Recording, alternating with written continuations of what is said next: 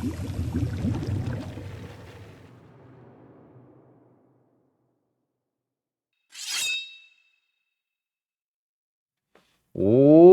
what? No. Did you step on your? I think you might have stepped on your cord. We're off. We're right, out well, to unplug Well, let it. me see what happens if I deactivate and reactivate that real quick. Oh, well, it's off. Weird. Yeah, just go ahead and unplug that and replug it.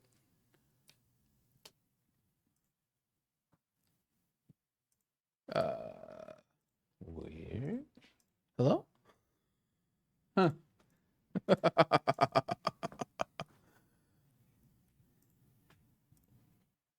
Okay, well. Weird. Now it's just like disappeared altogether. Yeah, let me go figure out what's going on here. Please stand by. Okay, let's take that out. We came back in.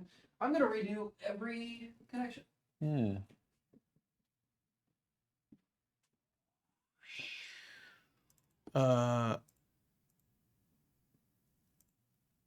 Okay. That was working before this. Yeah. Is it? I don't know. I don't know how to troubleshoot it other than unplug the whole thing. And... Yeah. Well, I'm just gonna follow all the. Let's turn off the computer. Let's turn off the internet. Restart the stream. I'm gonna unplug the server. That's how it works, right? I don't know if I can handle more stuff going on with the server at this point.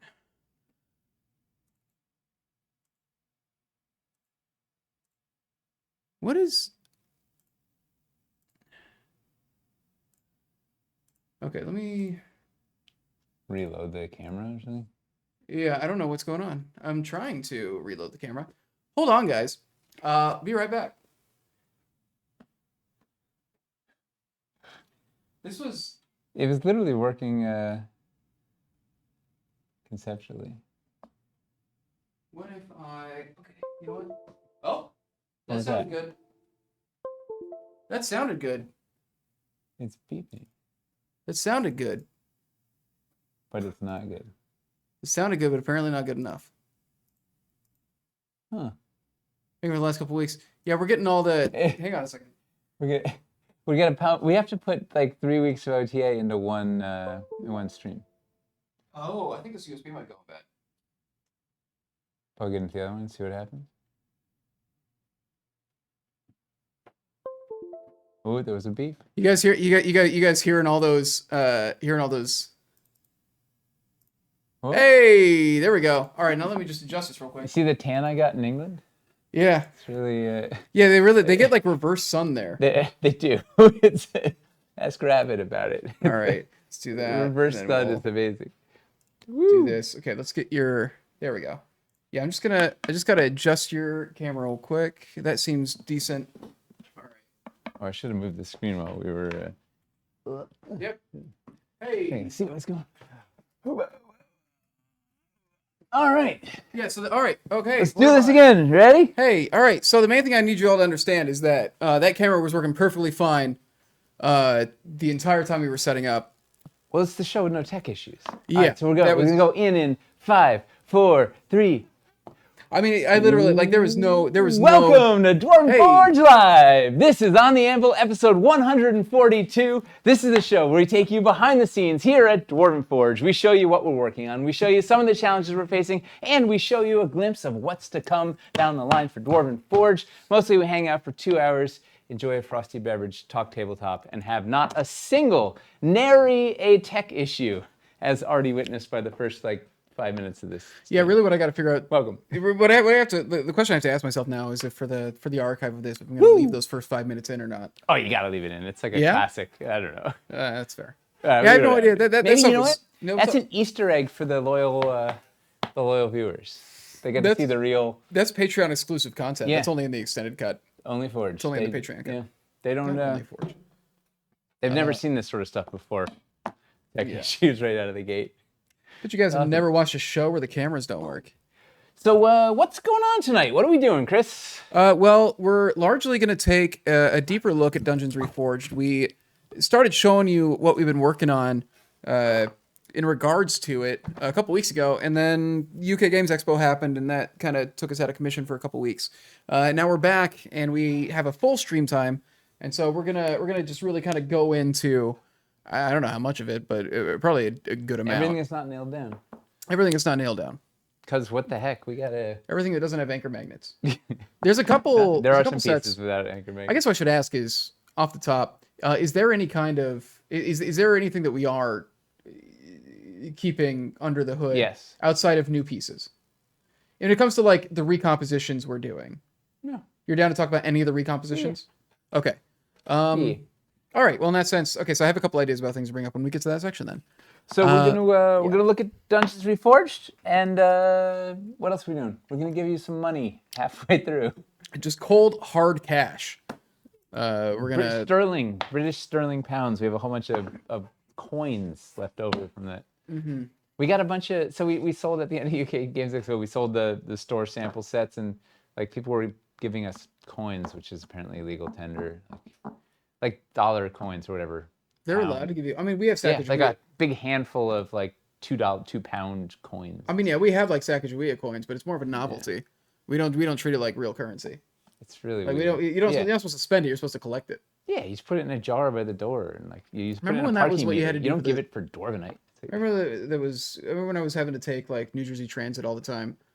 Any change you got, they would like just give you a bunch of dollar coins back. What am I doing with dollar coins? What am I supposed to do with these? Yeah, no, it's really nuts. It was nuts. Yeah, so we're gonna give away a $50 Dwarven Forge gift card about halfway through the stream, or just at a random time during the stream whenever we remember to do it. Keep you on your toes. Yeah. Remind us if we forget. Yeah. So we're gonna do that, and that is digital gift card. You're available to win it no matter where you are, and yeah, we've got some news to cover. We'll also do like a quick UK Games Expo recap while we're here because that was a big thing that happened. And, do we have any new viewers? If you're new, welcome. Feel free to jump in, ask us questions, engage. We like to hear from you. We like to hear what's going on. It's part of the fun of this show. I mean, really, it's the whole fun of the show. So feel free to jump in and talk to us, interact. Just be nice. That's our one rule. Be nice and enjoy a frosty beverage. It helps you be even more nice.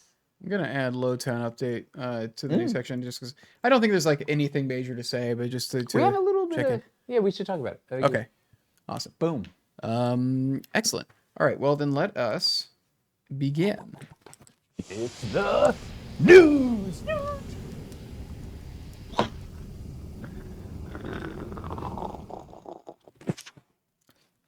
What's in the news, Chris? The look of it. Oh, I guess you're on camera, so they can see your look of exasperation. I feel like it's for me, but well, they don't see it like when the bug is up. It's me just frantically trying to level out the audio as you're doing that every time. Tech problems. Yeah. So, hey, right off the bat, big thing. The pledge manager for Starforge has been extended for a week. What? Starforge, which you can see all along the bottom of the screen here. It's our first sci-fi terrain in Dwarvenite. It's a really, if you haven't heard about it, if you're here and you didn't know about it, check it out. Please. Let me just do the thing for it real quick. There we go. Yeah, first sci-fi terrain. That pledge manager is going. We're taking late pledges. And we're extending it for a week for a couple of reasons. One thing is we just had 2 gameplay videos drop this week, and we were like, we should really give those a little time.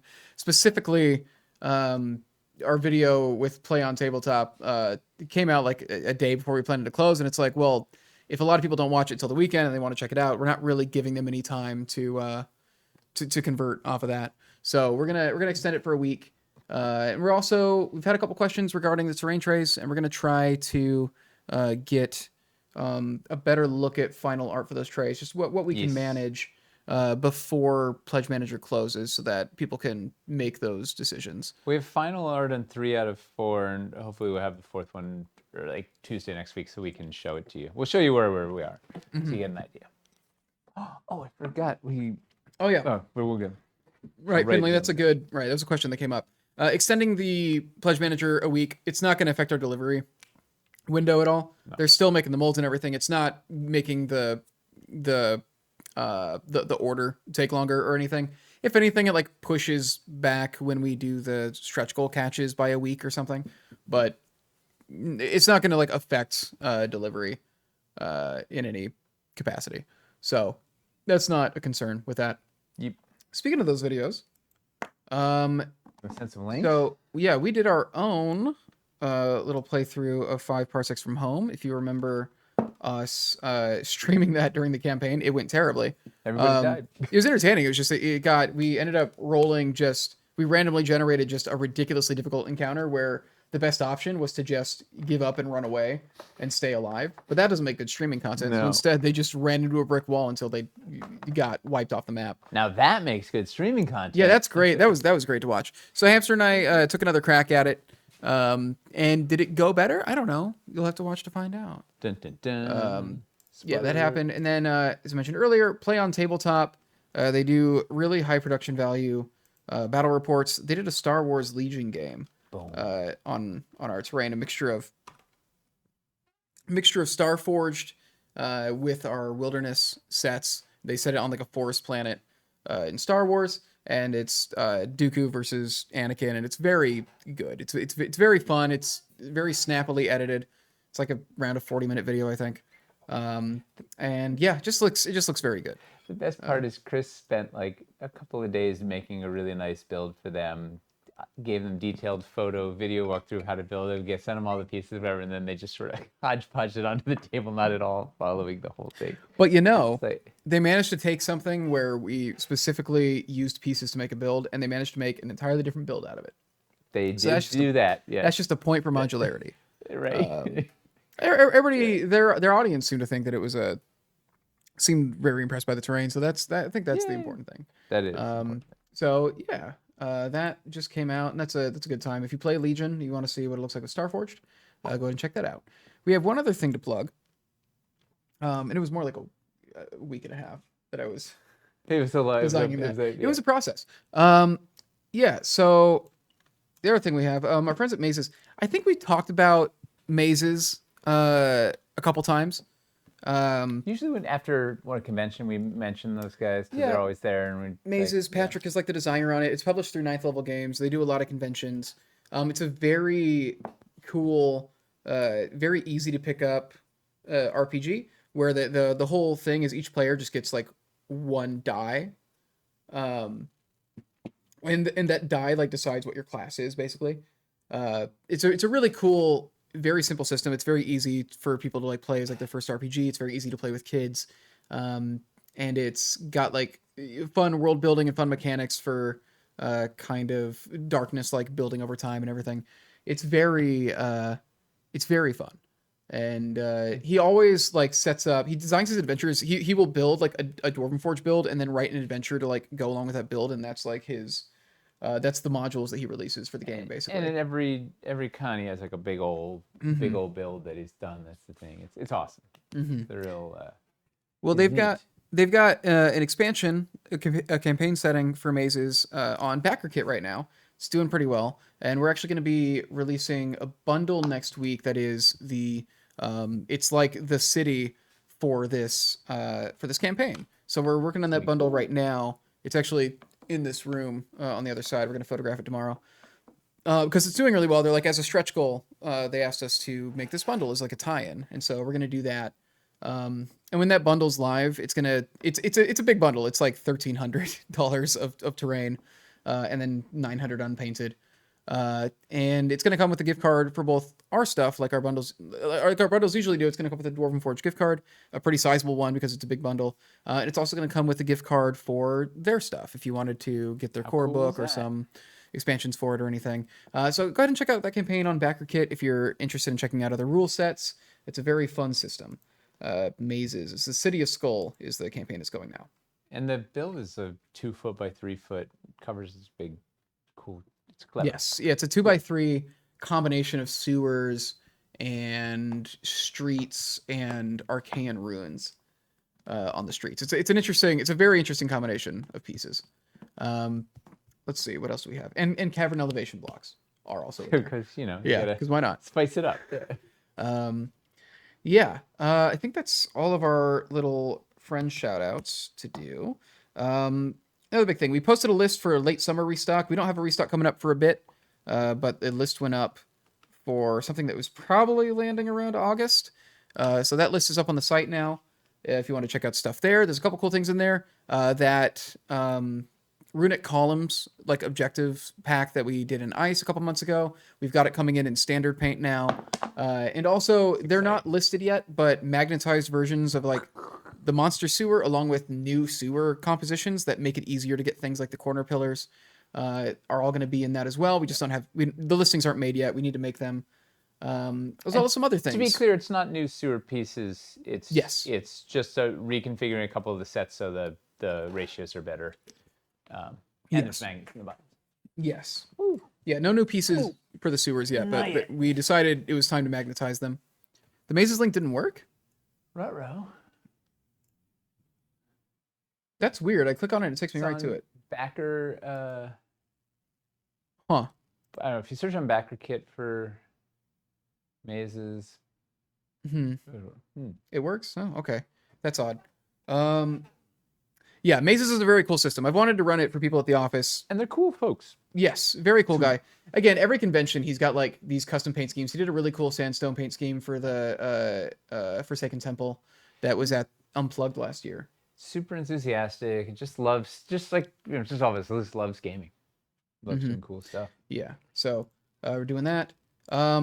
Something kind of related to restocks.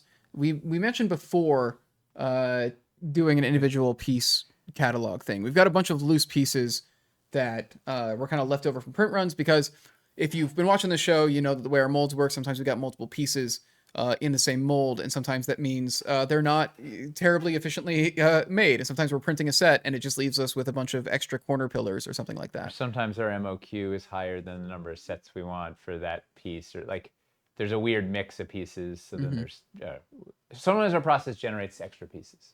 So what are we going to do with those extra pieces, Chris? Well, we've actually gotten the factory and warehouse to gather them all up, and we're going to do an individual piece catalog. We're testing it out. I think we're going to have it live to check out on the site in the coming weeks.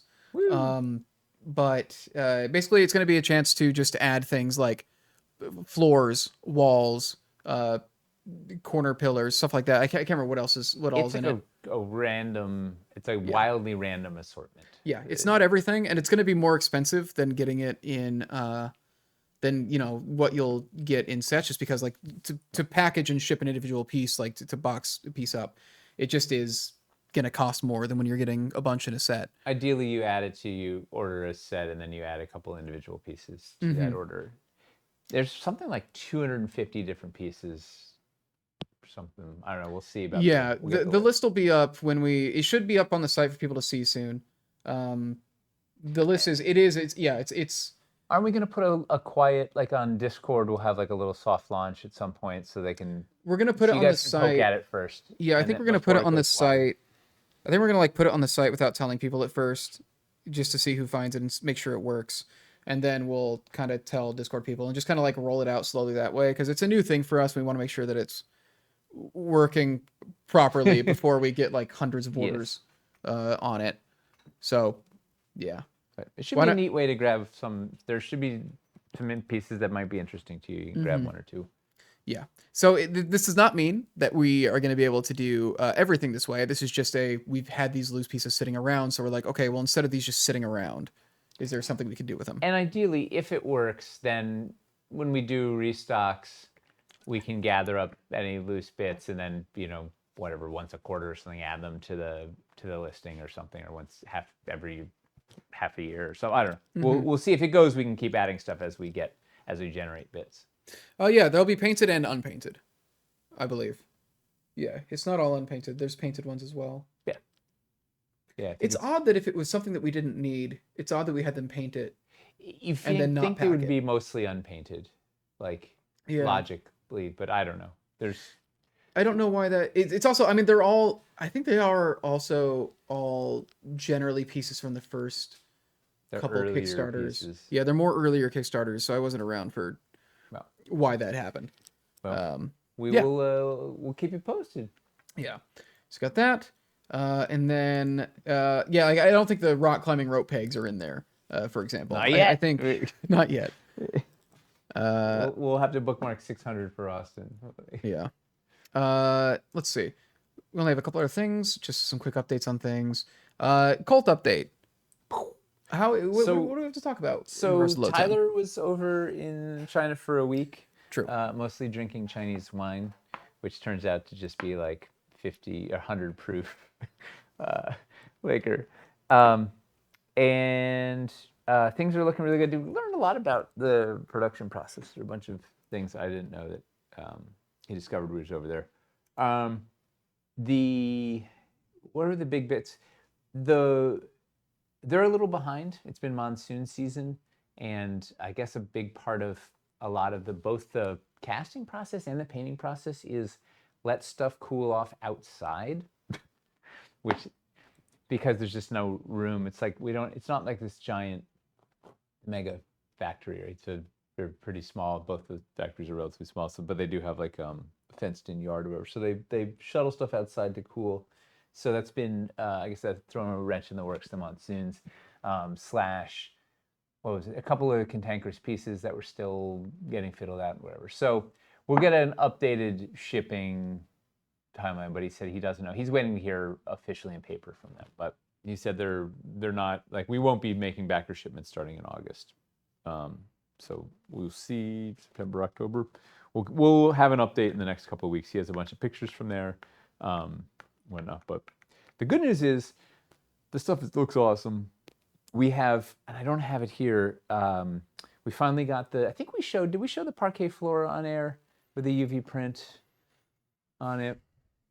I don't know. I don't know if we showed the print. Wow, we have one now that is amazing, and it's gonna blow your mind. I could actually take a second and go look for it if you want, but it's so it's really, really, really exciting. The parquet floor, both the 4x4 and the 2x4. While they were there, Tyler was able to help them crack it and get it working. So that's killer, which means we're also going to do the same thing on the textured battle board. So that's going to have a little more style to it now that we have this capability. Like, it lets us do things that we wouldn't be able to do if we were hand painting. So essentially, Aaron hand painted with intricate detail a parquet floor. We took super high res photo, messed around with it to get it to line up thing, and then printed it so it looks like it's really, really, really neat. And we're gonna do the same with the big old battle board. Did we show the battle board on here? That big heavy? We showed the unpainted. Okay, yeah. So that thing. They're wanting to see the parquet. I don't think we showed the UV print for the parquet. All right. Well, what is UV printing? He'll explain it when he gets it. I think it's yeah, this is exciting because part of the issue is our painters are extremely talented, but they can't just paint it to the top of their ability and then expect that the factory will repeat that when they're bulk painting. It has to be designed. They have to design not around just making the coolest looking paint job, but what can be easily repeated. UV printing means that they can capture and just repeat it with higher detail. So the best paint job that Erin can do, if she does something like intensely detailed, they can repeat it. They can copy it like more closely than asking them to hand paint to that level on 600 pieces. Is it like the Dungeons and Lasers thing? No, I think they do a different thing. They're doing, was it Prismacast? Is what they're calling it. I think it's a different thing because they're also using a different material entirely. They have a different process. Check about Archon. Yeah, the Dungeons and Lasers thing. That's not UV printing, is it? I think that's UV printing also. Prismacast is UV printing? Same, okay. Yeah, I think they're doing the same. That was a different thing because of the name. I stopped that down. So check that out. That's what the parquet floor is going to look like. Look how awesome is that? So it lets us get these results that we wouldn't be able to get with the normal hand painting. So this was Aaron hand painted the original one master, and then this is basically replicating it on a level. And then this guy pops out. This was a thing that we were curious if we could do during the campaign, but we didn't know we could do it. So I think we didn't like. Yeah, we didn't. We wanted to. We didn't want to promise it and then not be able to do it. We would much rather discover we could make it better. This is backwards. Yeah. So we're gonna do the same. We're gonna do something with it, make the battle board, spruce up the battle board a little bit too, because it's just too cool not to. Look how awesome it is. The triangles on the edge were painted. Did the paint scheme like change? Like those are. I don't know what you mean by painted, because they are. There's a darker wood on the. I don't know. It might have changed slightly from what. Yeah. Yeah. So very very excited. Is excited to show you what we're planning for the battle board. Thing is so satisfying in hand. What were the other things? We got the acetate window inserts, and they look fantastic. They're messing with the magnetic gable and adjusted the LEDs, so it's got a better throw and it's brighter. Other bits, I don't know. Lots of little sort of final zhuzhing of stuff there. But we're going to be a little late. We'll have an update with pictures and details probably before the end of the month. We'll do it sooner as opposed to later, because last month's was not much to. Oh, here's the 2x4. Version. Yeah. Super excited to see what this unlocks for future sets. Yeah, that's a big thing. Is like, now that we know we can do this, we can keep that in mind for future projects. The challenges are you can't have the texture can't go more than 3 millimeters, and the overall height can't be higher than 17 millimeters, I think, for the bed. So it's like we can't use it on everything, as well as, like in this case, the edges are hand painted, and then it goes to the printer, and then the printer does the top. So like, depending on the piece, it might not be. It might like raise the price too much, depending on how much combination of the two we need to. So it's sort of piece by piece thing. We can't roll it out to every single piece, but it definitely can open up some possibilities of neat things to do. So yeah, this is the parquet wood floor from Cities Untold Lowtown, and that's what the look like. Will this delay Hightown start next year? This is not affecting Hightown at all. No. Hightown is its own thing. Yes. Yeah. And if anybody has watched any of our stuff, like our future dates are always pretty malleable. Yeah. Yeah. We did not. It's not delaying anything, I don't think. Yeah. No, in fact, we got Starforged up and running, and that's going to go into production. And we have Dungeons Reforged at full tilt. I think we're still going full tilt on everything. I think Starforged is. I mean, God, they're already working on molds, yeah. Or like. No, they had one more thing. They were adjusting there was one piece they were still adjusting for Lowtown. And then they'll switch over to Starforged. It's wild, the mold process. I didn't realize how much of it was done by hand. Like with little chisels, and like, I don't know, Tyler said he watched them do it. Like, the process is staggering, like staggeringly analog too. Like it's wild. Like there's a multiple castings along the way, and like, yeah. Will Unpainted be able to match this? It depends on how much time you want to put into the painting. Like the thing, like the UV print is based entirely off of what Aaron has painted.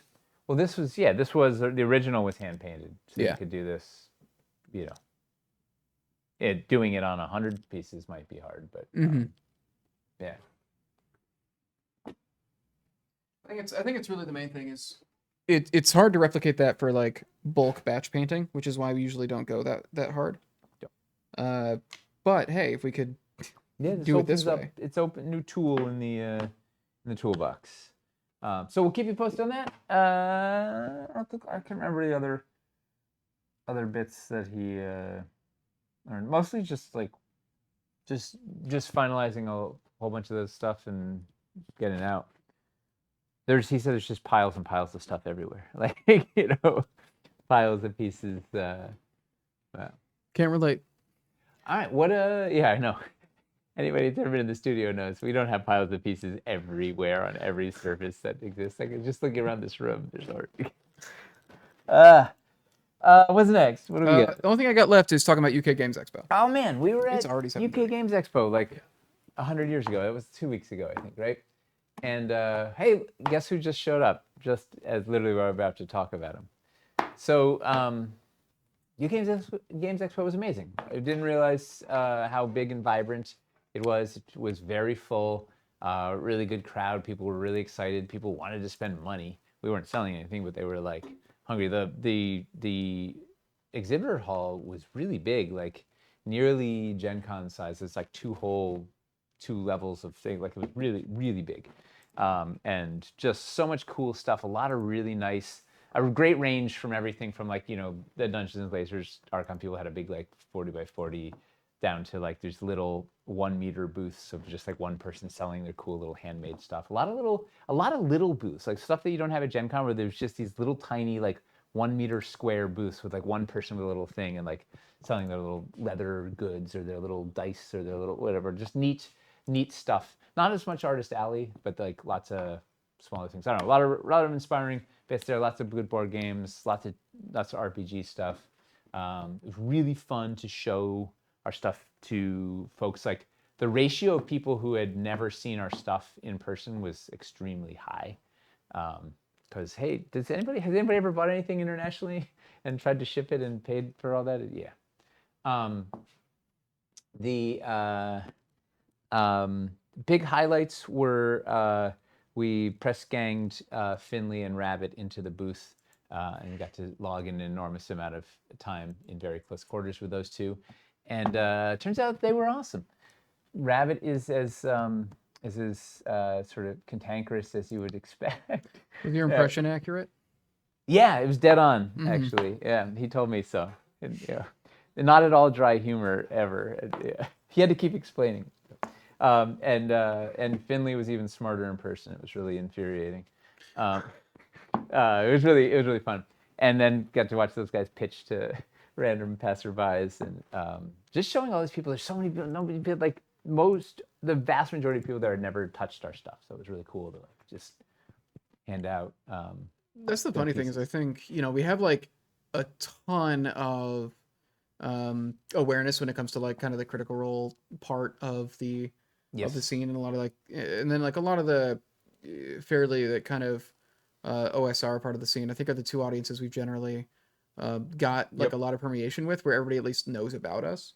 But you get into like, you go to Europe, you go into the wargaming space. There's a lot of people who just don't know about us yet.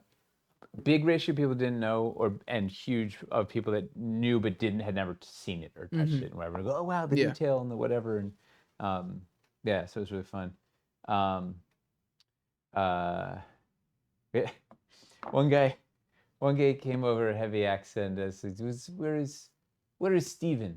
I'm like, Steven? I think he goes, hey! I'm like, oh, Stefan, yeah, a universal sound of, like, yeah, no, he's the Fonz? The Fonz, hey, yeah. There was, and we had lots of excited people, and we sold off at the end of the thing, we sold off the store sets to a few lucky people for cash so that they could get some stuff in hand. So some people walked away with some sets, which was really neat. And I forgot to. I was gonna send the clip to you to show of Rabbit and Finley hard at work. How long if I sent you a 30-second? If you send it to me on Slack right now, I can have it ready in a couple minutes. All right, I'll stall for the. I forgot I did get a high quality moment. I just asked you, Finley and Rabbit. What were your impressions? Was it, first of all, what was it like being trapped in a booth with Mace and Rick and I? Oh yeah, and Rick Wagner was there from Germany. It was super fun to actually get to hang out with him in person. The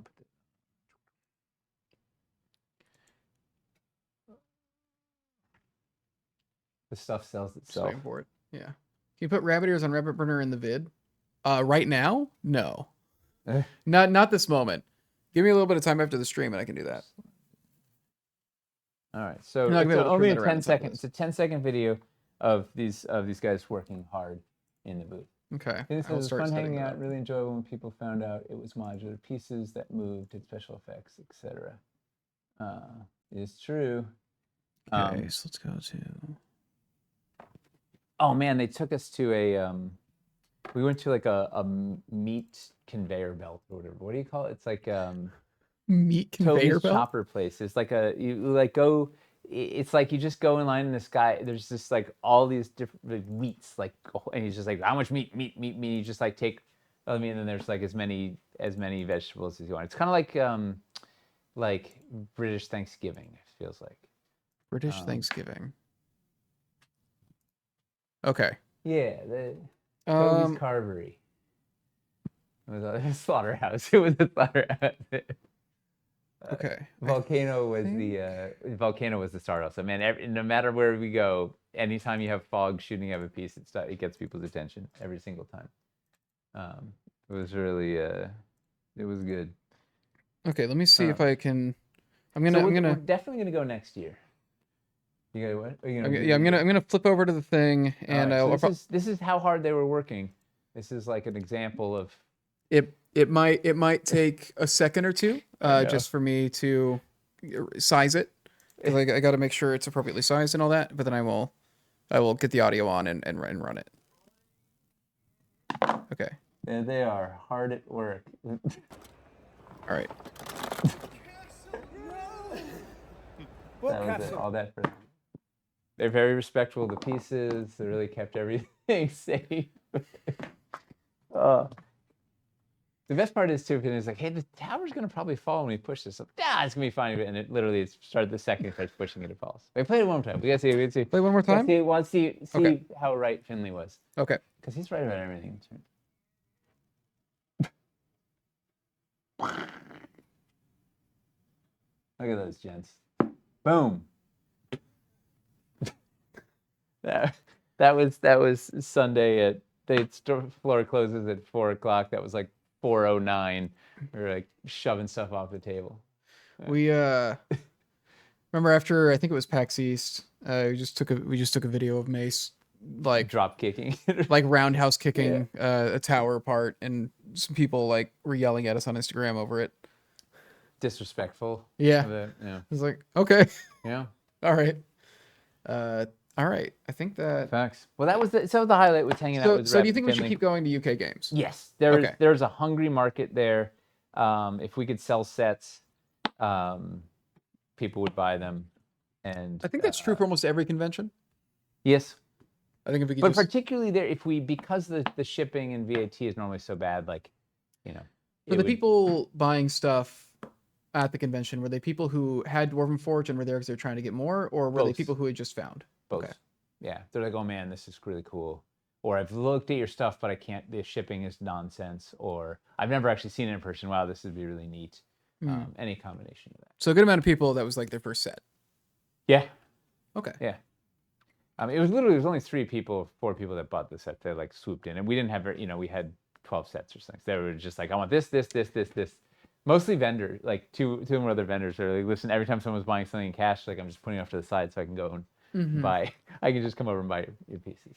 I wonder if that would just be a worthwhile thing to just set up at all conventions, is just whatever starter store sets we bring. If we just ship them from the warehouse, there's something we'll always have in stock anyways. Just sell them at the end instead of having to transport them back. Yeah, 100%. It was like a win-win for everybody. We gave a little bit of discount because they were open box, and everybody wins. And then I felt like I was like an illicit mule, like coming back with this big envelope of cash with coins. Like it was cash, and there's just this bucket of stupid coins. Like, it was a Viking guy. So there was this Viking village outside where they were like sleeping in tents the whole weekend and fighting whatever. And like the Viking guy came over to buy the camp pack after he'd been camping outside or whatever with coins, like just a handful of. Yeah. That camp pack's a really good deal. Like the fact that that's as cheap as it is, and you get like an LED fireplace and stuff like that. It's a really nice pack. Yeah, it is a good one, especially if you're a Viking.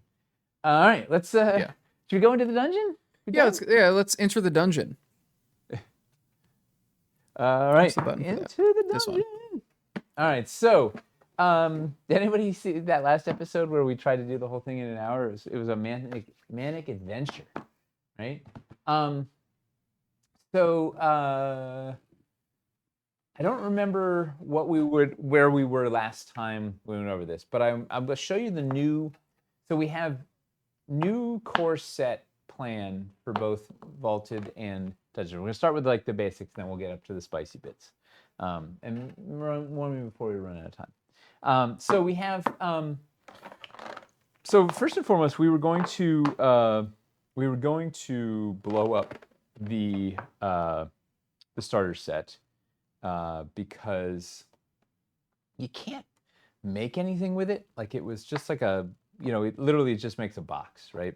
It's like an 8x8 room. Yeah, and it doesn't do anything. Like you just like, what's the point of having modular pieces if they're not going to be modular? So that was sort of pre UK. The plan was just blow up the starter sets. Like they're, we don't sell a ton of them. They're not like whatever. But post UK, seeing people seeing it for the first time and sort of looking at the prices on the like sets available and knowing our prices are going to go up or whatever, we got a new. We're bringing back the starter set, so there's at least a affordable entry point. But it has a couple more pieces now, so you can actually build something. So new starter pack. There's a core starter for both vaulted and for classic, and it's 6 corners, 8 walls, 6 floors, 2 doors. So you can actually build a couple of different configurations, and you can just add it. Like if you have a core set or a Saltars or whatever, you can just add it, and it's a better ratio of useful pieces. Mm-hmm. What were you gonna say? I was gonna say it kind of puts it closer to what the Starforged core set looks like too. It still gets you the ability to do like a couple different shapes. Yep. It's exactly the exactly the goal. Because I could see the Starter's Dungeon was like a good price point, but that is also because we were selling it at like not what we should have been selling it at, from my understanding. Yes, it's subsidized. Yeah. But this is at least now becomes a modular toolbox that you can do some stuff with, and if you do add it to your other sets, like you get gives you some options. Mm-hmm.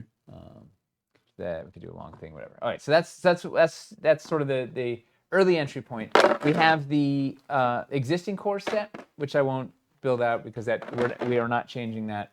That's 15 floors, 15 walls, 8 corners, 3 doors, 2 1x1 walls, 2 1x1 floors.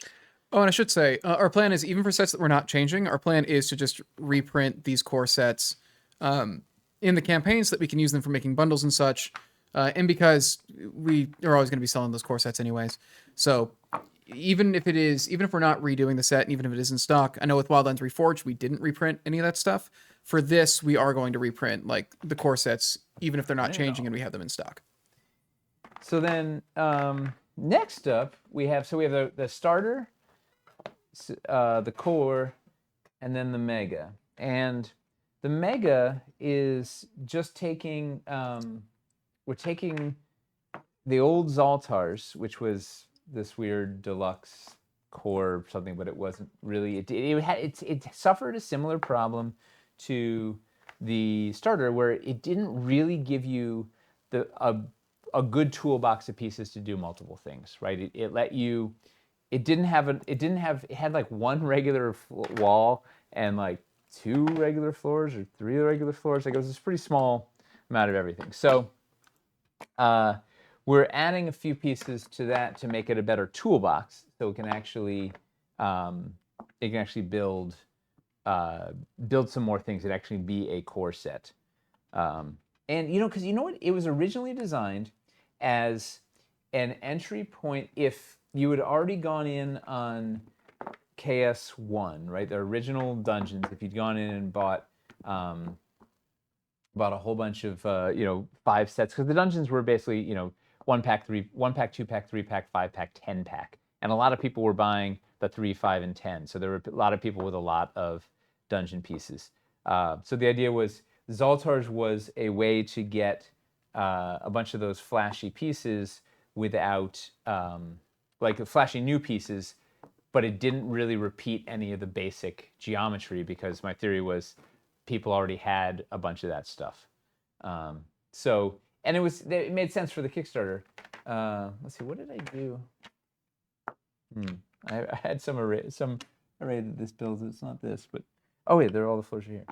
So anyway, so this is going to be we'll have a new and improved or a newly expanded mega pack, which sort of takes the Zoltar, the essence of Zoltar, and expands it out with a bunch of pieces. Let's see what else we got. I got floors. I got a bunch of walls. I got a magnetic, and it what's it? Oh, it's got the new pillars in it. Mm-hmm. Corner fill pillars. Like that. I don't know. Oh, and here's it's got this guy. Stairs, so you have an entry, right? So you can entry into your dungeon. So the idea is if you take this plus the starter or this plus the core, you have a good toolbox that has a nice mix of it's got the LED walls, it's got a magnetic wall, it's got the big old double doors, it's got the arch, it's got whatever you got from the right, the core has just walls, floors, corners. This has got a couple more. It's got 4 of the 1x1 walls, so you can center stuff up. So it's a pretty good mix. It has a lever, so you have a couple of fancy bits to go with your core set or your starter set. Questions on that? I'm going to go to the next one. So people are wondering if we're retiring Zoltar's game room then. Yes. Okay. Yes. Oh, it's got a. Where did I put it? It's got a spike trap too. Mm-hmm. And it's going to come with. Correct me if I'm wrong. It's going to come with the torches, yeah, and those. That's exactly what I was going to ask. So the idea is, any of the new vaulted LED sets will come with torches and serpent orbs. Any of the new classic LED sets will come with torches and the rune claw from Castles, the red rune claw. So you have like a kind of a nice mix and variety. Because giving you a modular LED with only that one LED doesn't make it feel modular. Mm-hmm. So this will give you some options. And then if you've already got, say, a Zoltar's game room, you want to get in the classic advanced or whatever, and that's got, does that have LEDs? I think, or one of the classic mega has LEDs. Then you have some red ones there, so you can start switching stuff around. So you get a bigger collection, a bigger toolbox. Yeah, and since torches are like very easy to justify having like a lot of, if you're buying into both classic and vaulted, you should have torches for every LED wall you have if you want to do that. And then the green and the red lights should be more situational anyways, so it should be fine that you'll have, not as many as the torches. Oh yeah, guess what? We also get the castle's wall hanger gargoyles somewhere. They do work in dungeons. Not currently, but that's a good reminder. Oh, how do we get to this? This is the other. Guess what it also has here? There's a number of castle's pieces that were working. The secret door. Hey. It mostly works if you don't build it against another piece, though. Well, who's counting? Yeah, yeah. So we got all those bits. That's it's a mega. There's a door here. It's got stairs. It's exciting. And it's enough to actually rearrange into a bunch of different ways. Yeah. Which is nice. And it really pairs super well with the core or the starter, because those just have the plain pieces. So this doesn't have as heavy an emphasis on the plain pieces. It has enough that you have some variety, but it has a lot more of the spicy pieces. So now you have a nice mix. So it's like a really good, is a good pairing. And then the final bit in the core got a couple questions. I'm gonna just run through real quick. Will the 4 corner fills have pins included in that set, like 4 pins? There's only 2 corner fills in that set currently, so maybe they'll have 1 peg. I don't know. I guess they're saying that if you've got like 4 corner pills or whatever, 4 corner pillars, like basically just asking about like being able to pin them together. There will come, so then we'll probably have a 1 peg or maybe a pair. I don't know, or maybe Tyler likes to just put 10 in everything now. That was the Lowtown plan, was just like Just give them a bucket, even no matter how many holes. It's just 10 pegs. Then they can lose some, and it's not a huge deal. Yeah, exactly. Because it doesn't cost as much. You will lose some. Is there gonna be a way to get green orbs without having to buy walls? I have a lot of torches. Not currently. And it's part of it is we tried once upon a time in castles. We tried an all LED set and it never sold well, so we've never done it again. But yeah, I don't know. At some point, an LED variety pack would be pretty cool. It's a good question. Sorry, just coming back. What's happening to the current classic cores being retired? Classic core should be fine. The existing core sets, Zoltar's is being retired because we're replacing it with a more souped up version with more building options. So there will be the new plan is there will be a core starter in both vaulted and classic, a core regular core in vaulted and classic, a core mega in vaulted and classic, and a core advanced in vaulted and classic. So we just looked at Zoltar's is turning into the mega. We're expanding it out to the mega. So there's the existing core will be what it is, the starter. There'll be a core starter, which we showed that has a couple more pieces. The existing core, the core mega, which is the bigger Zoltar's, and then there's a core advanced. And that we'll have both of these will be in both flavors. Mm-hmm. With the difference is there's a different array of pieces in the vaulted advanced and in the classic advanced because just the pieces that are in that catalog, and the classic mega has a different collection of pieces than the vaulted mega. Mm-hmm. But the core core starter and the core set are both the same pieces, just they either have the arches or not. Does that make sense? Mm-hmm. And I could show I could show the classic versions of the sets too if we want to see those. Will new Zoltar still have mini dungeon piece? No. What's Mini happening dungeon with that piece? Dead. It moved to a dressing set. Okay, so there will be a way to get it. Yes. Let's see. Yeah, I think we're trying to actually split dressing out of. We're trying to stop having some dressing that is only in like large core sets and trying to just actually have like set dressing packs. So you can buy it in packs. It makes sense. Putting dressing in just lower cost packs in general. Yep, and it's sort of grouped up like there's I don't know, it's like what traditional dungeon dressing or something, or dungeon trappings or something that's just like the barrels, the tables, the chairs, that's like gathering all that stuff up. Mm-hmm. So the vaulted advanced has got 4 diagonals with their corresponding backfills.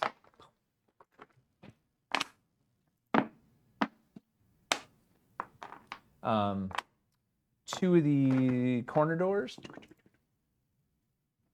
which also play really nicely with the diagonals.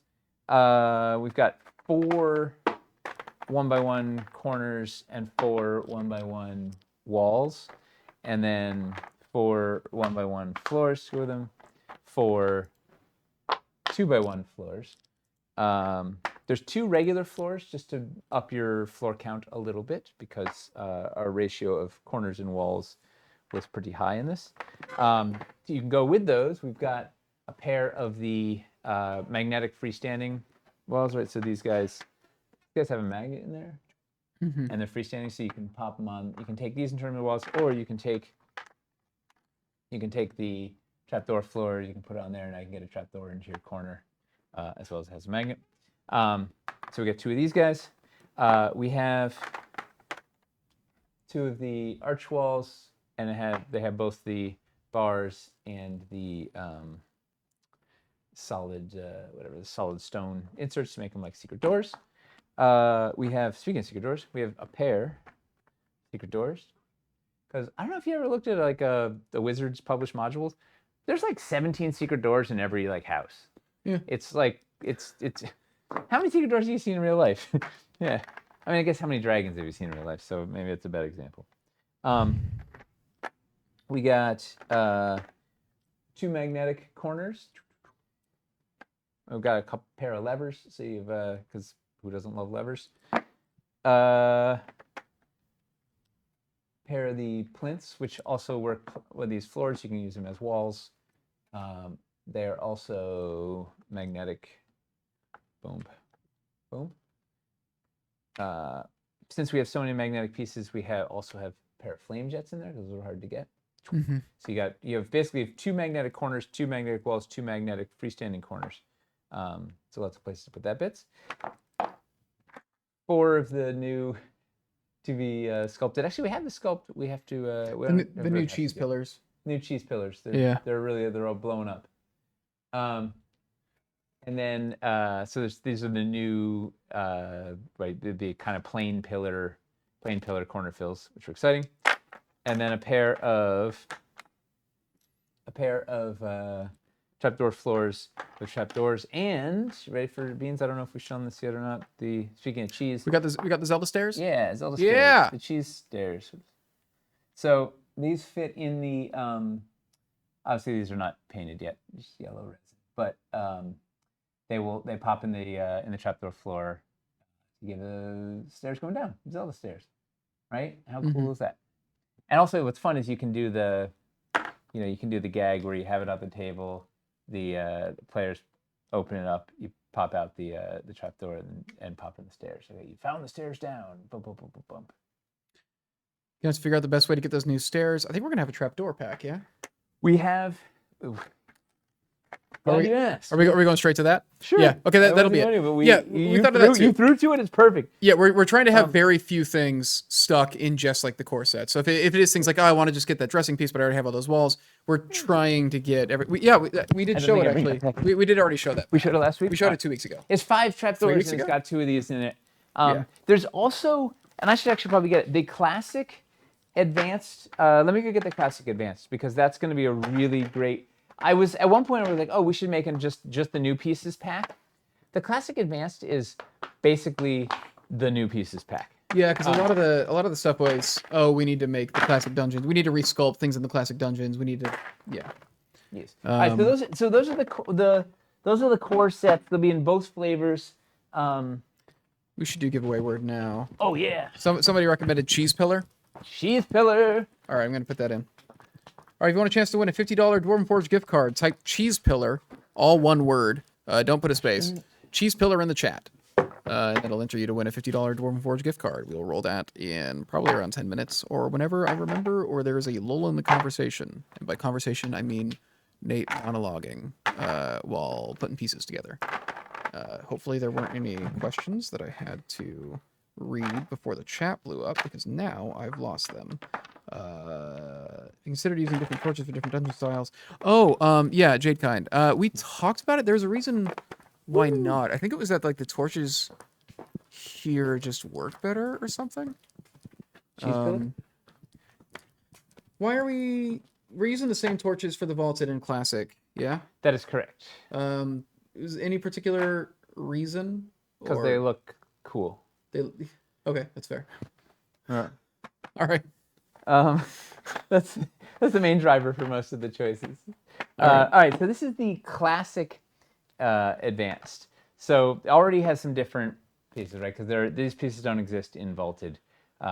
We have the curved corner, and these will be our new remastered version that's going to have it's going to have the texture on the sides here, so it matches, right? So all of the floors we did in starting in the Dungeon of Doom and onwards have the smaller stones on the sides. The old ones just had this big sort of lazy stone.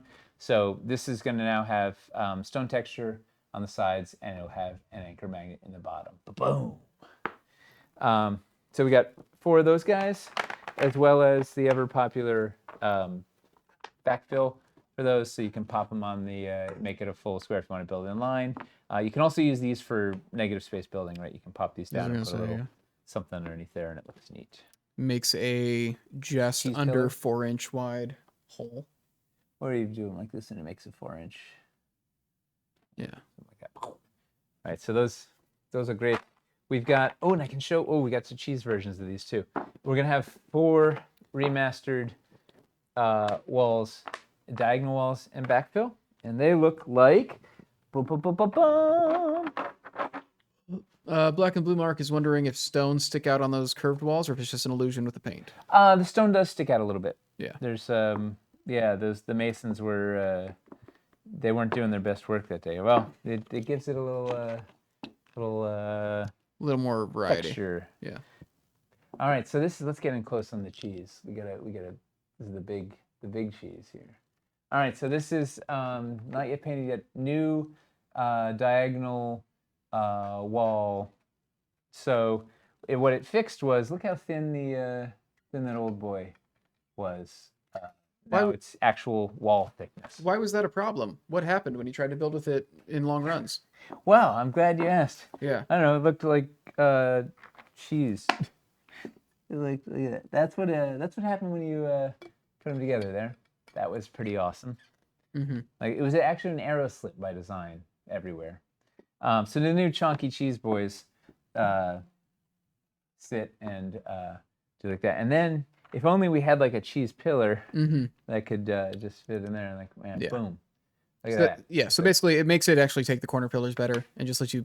It makes it just build more. It fills the space. It has the same thickness on the top, so it doesn't look wonky, and it fits the backfills from the vaulted diagonal.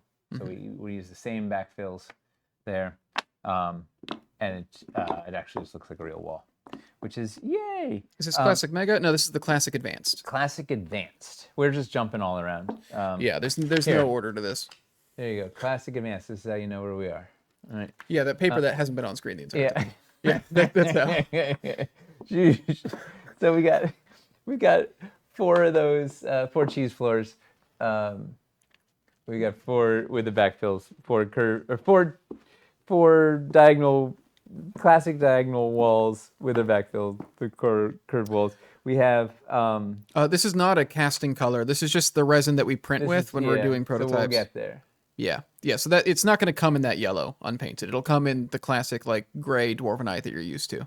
Unless everybody wants a cheese dungeon, I don't know. We've got a same pair of those the freestanding magnetic corners. This is all very similar to the other one, right? We have 4 of the 1x1 corners, 4 of the 1x1 walls, 4 of the 1x1 floors, 4 of the 1x2 floors. Where'd the other one go? I lost it. Oh, here it is. 2 of the trapdoor floors, and they'll have the same. Each will have a trapdoor and a stairs insert. I was using those stairs for a thing. Boom. So we get for those just like the other one. 4 of the new corner fill pillars, which we don't have. These are not the sculpts. Don't get excited. The sculpts are really nice. 2 narrow doors, because these are hard to get and they're useful, particularly when building with classic, because there's no. They fit between them without the pillars. The pillars kicking out. There will be. We don't have them yet.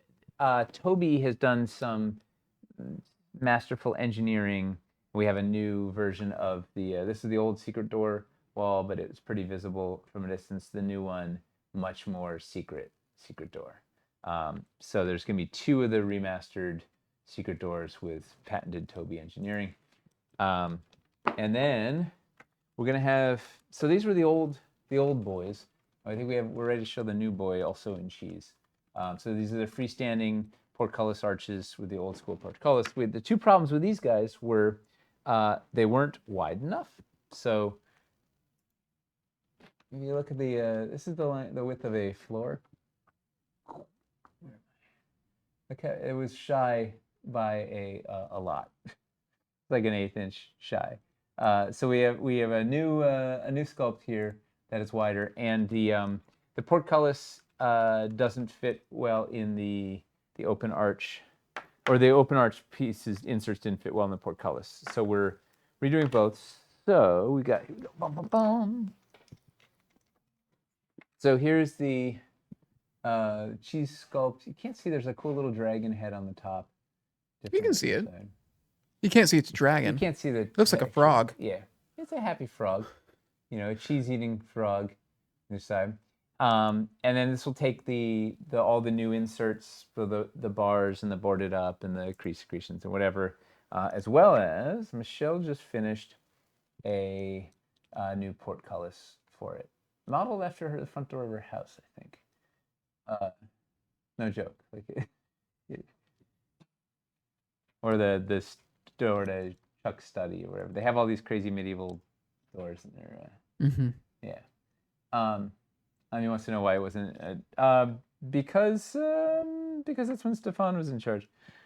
That's why it wasn't wide enough originally. I don't know what happened. It was off by a lot. There were a couple of bits in KS1 that were not measured ever. Speaking of which, we did remember to adjust the Starforge door things that all the inserts will be cross compatible. Yes. Yeah? We did? Awesome. Yeah. Cool. So then this will also conceptually tangent, but yeah. Yeah, spikes on there and everything. Yeah. Very excited for this. And then all the other inserts will fit in here too. It'll be great.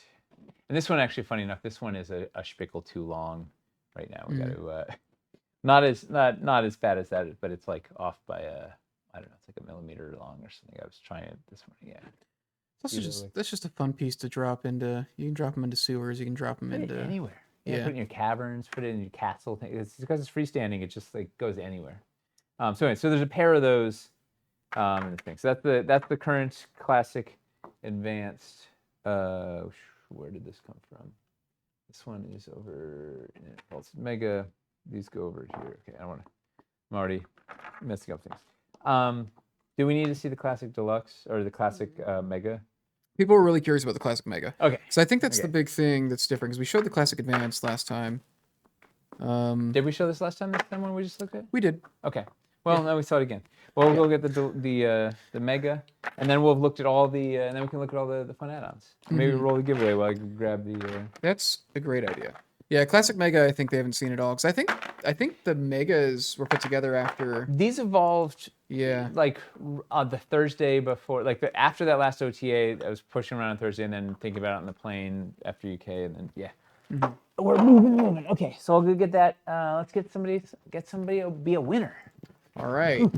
I'm gonna roll in like 15 seconds. If you haven't typed cheese pillar, do it in the next 10 seconds. I'm really gonna wait like 20 seconds so that the delay can kick in. Cheese pillar, all one word. Remember that pillar is spelled Pillar, not Piller. I assume everybody did that. We've got a lot of people entered for this one. This is the percentage conversion on viewers who have entered this is really staggering. Actually, I think basically everybody here has entered. Narrowness of the portcullis allowed it to fit in the round wall, so now it will just be the insert. Let's see. Oh yeah, people have been the new paint scheme, and we were expecting it. It's it's a very extreme thing. It's not going to fit everybody's taste. Yeah. Are you saying my odds are low? I'm saying unfortunately, yeah. Like everybody has currently like a 1 in 73 chance. All right, here we go. Scroll up. 1 second. Susalam. Congratulations, Susalam. What do I got to scroll up? What did I miss? Scroll up. All right. Witness me. Hey, what's up? Portcullis was the only piece that fit in the large round wall. Any chance of making the large round wall take normal sized doors? That's a great question. That's a question. The portcullis was the only piece that fit in the large round wall. Any chance of making the large round wall take normal sized doors? I think it's talking about the vaulted curved wall. The large curve. You just have to use a wee bit of force. All right, Suslam, I'm gonna whisper you. I'm pretty sure I've already got your email from a past giveaway, but I will just confirm with you that that's the email you want this one to go to. Can't imagine why it wouldn't be. Let's go. We'll test that large wall for a sec. Yeah. All right. So, classic Mega. So we got. Well, should zoom out. Curve walls are a bit janky. When you're dealing with curves versus then like non-curved pieces, it's just always going to be tough. But I've certainly shoved doors in there, but it wasn't effortless. I love those large curved walls. Anytime I'm making like a fancy vaulted build, I always just throw them everywhere. They just look great.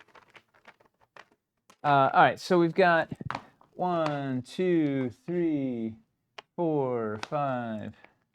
My wife says my curves are janky too. 7, 8, 9, 10, 12.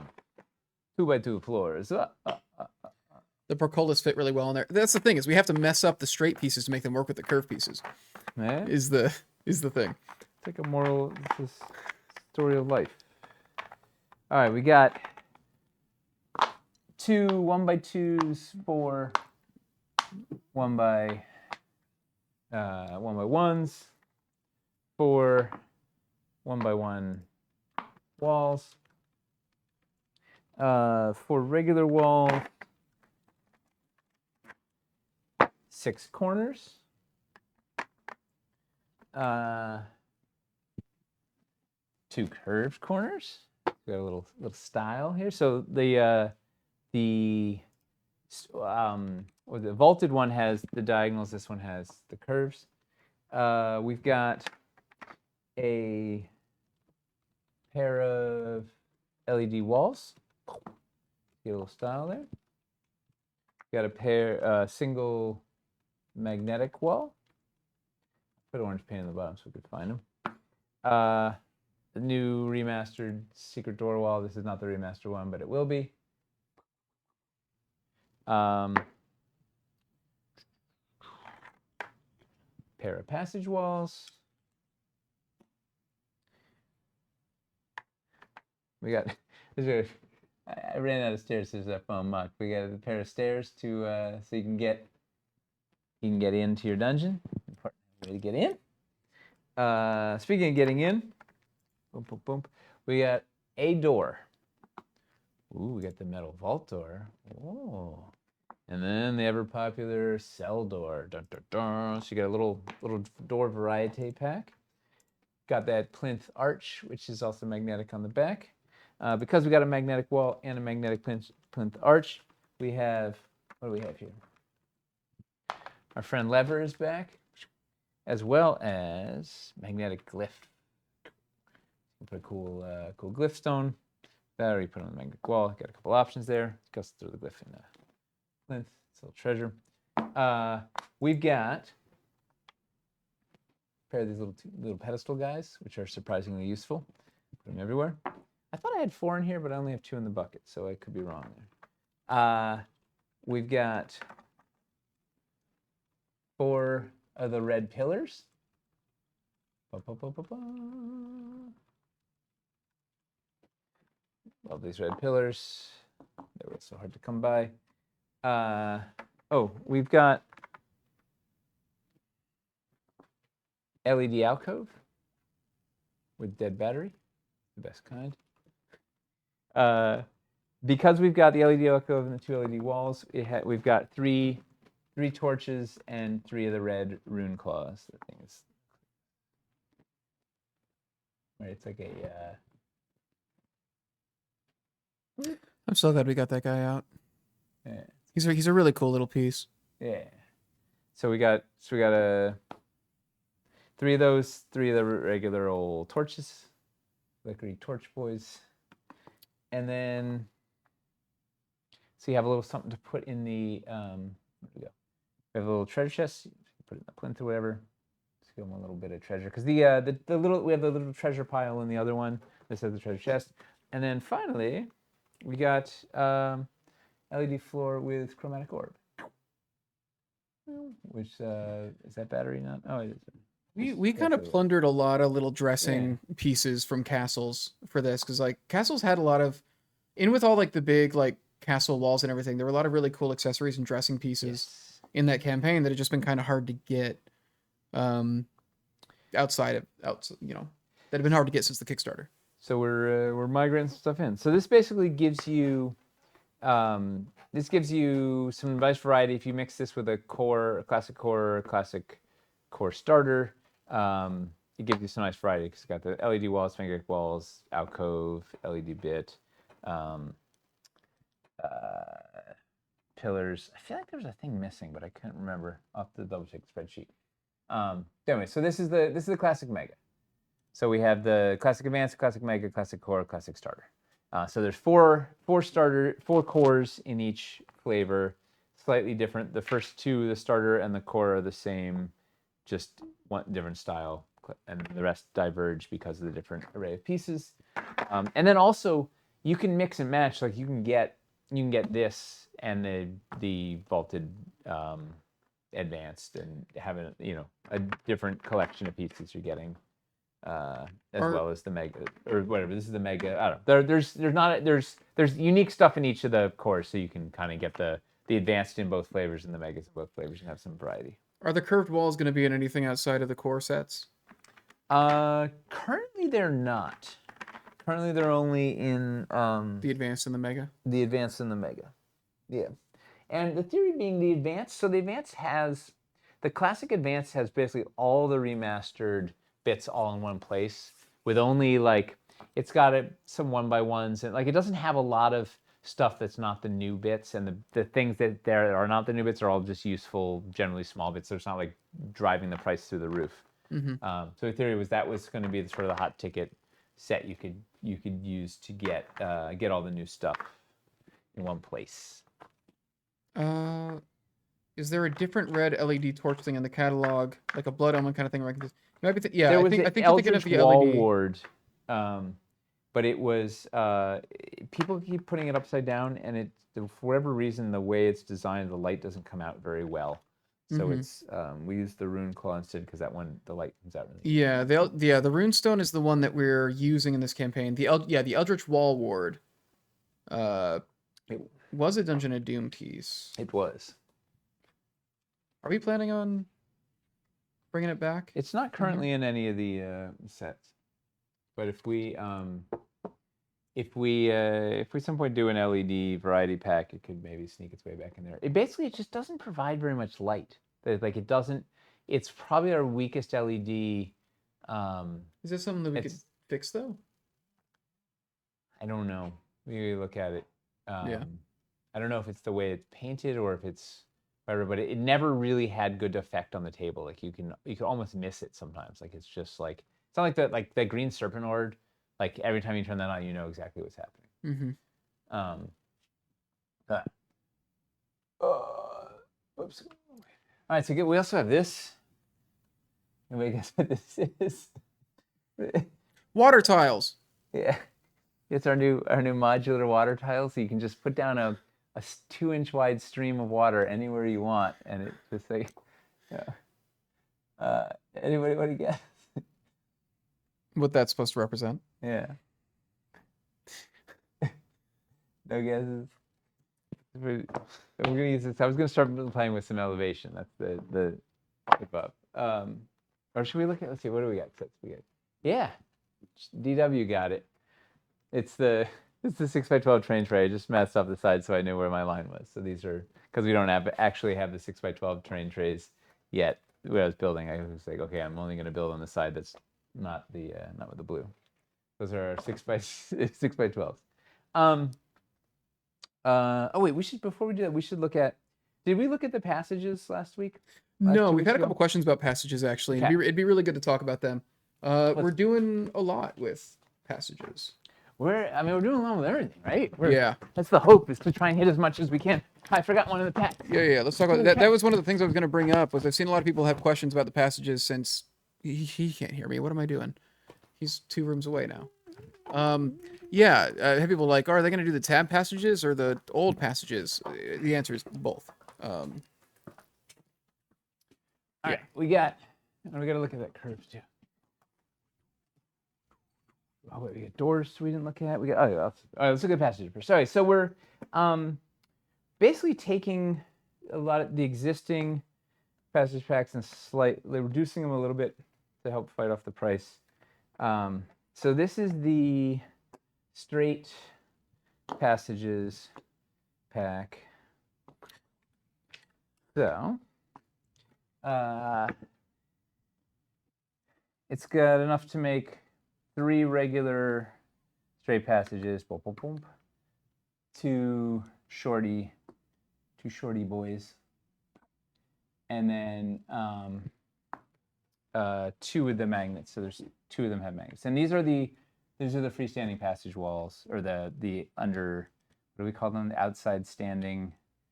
Really, outside standing, inside Outside corner. standing corner wall. Yeah. Outside standing inside corner. Yeah. Something like that. Yeah. It's Some of the best names nonsense. ever. Are these things non-tabbed? They are tabbed. No, these are the tabbed. These are the tabbed walls. You get the most bang for your buck out of them. And those bevels, half of them were cut the wrong angles, so it was a real mess. Is the 1 inch long passage new? We've had those. We've had those 1x1. Oh yeah, yeah. Tabs Cut the box of. Just the big thing of unpainted. Oh. This is not new. This is using the 1x1 tabbed passage walls, and 2x1 floors. Right? Mm-hmm. So straight pack basically gives you enough to do this, and two of these tabs are magnetic and have the blade traps, so you can put some blades in your bits. Then we've got the intersections, which is a little smaller now. It only has it has enough to make one dead end, one T intersection, one corner, and then this is going to transfer. Probably not. Oh, okay. All right. Boom. And then one four-way intersection. Put you over there. Oh, let's spin you around.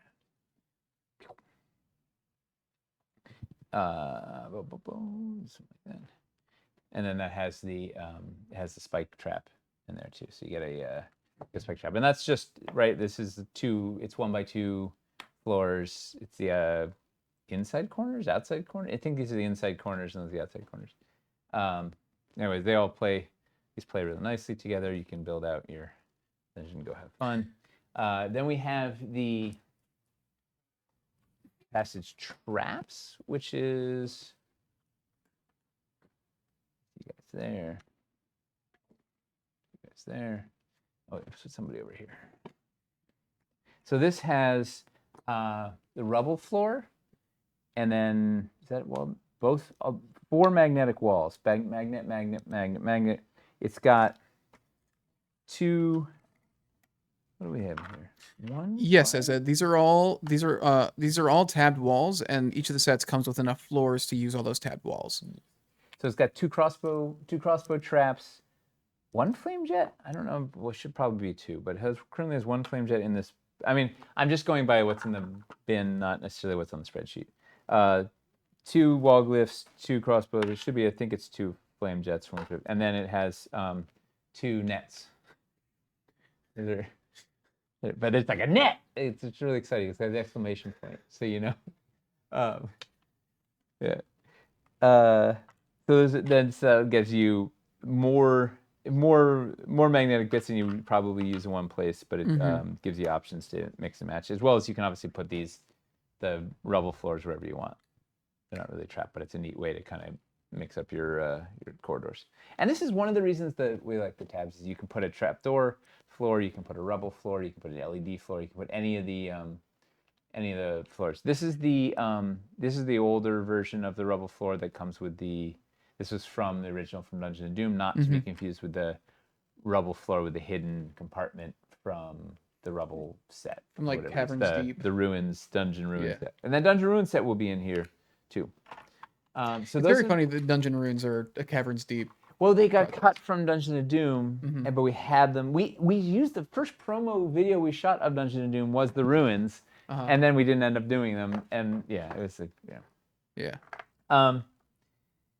Then we got these guys are coming back. Anybody remember these boys? You can see them over there. Oh. Now, what's different about these guys? They're just existing. They're being made. That's all. These are the one piece. These are 1 piece narrow. Oh, you know what it is? We're gonna try and put a magnet on the bottom if we can. No guarantees.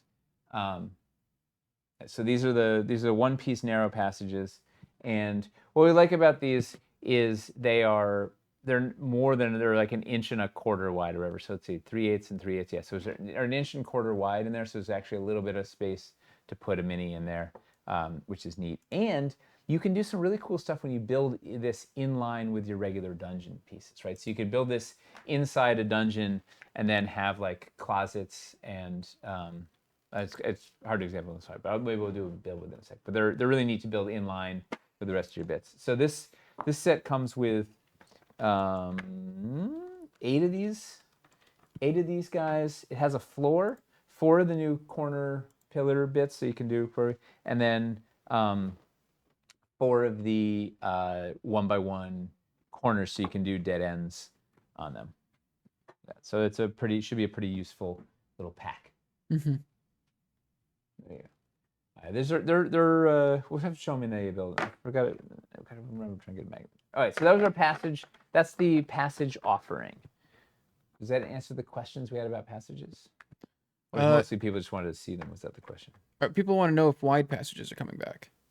Wide passages? I'm assuming are they talking about the one piecers? The resin? Were they like wide resin? What do they mean by wide? They must mean the one piece. We're not doing the one piece. We're doing the tabs.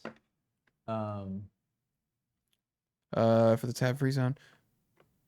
None of the wide to narrow pieces. The one piece dwarven knight. Okay, let me see. Yeah, no one piece. We were having trouble with the bevels. With the bevels? The bevel. The devils in the bevel. But you can write a nice email to Yak, and maybe you can spare a couple unpainted ones, right?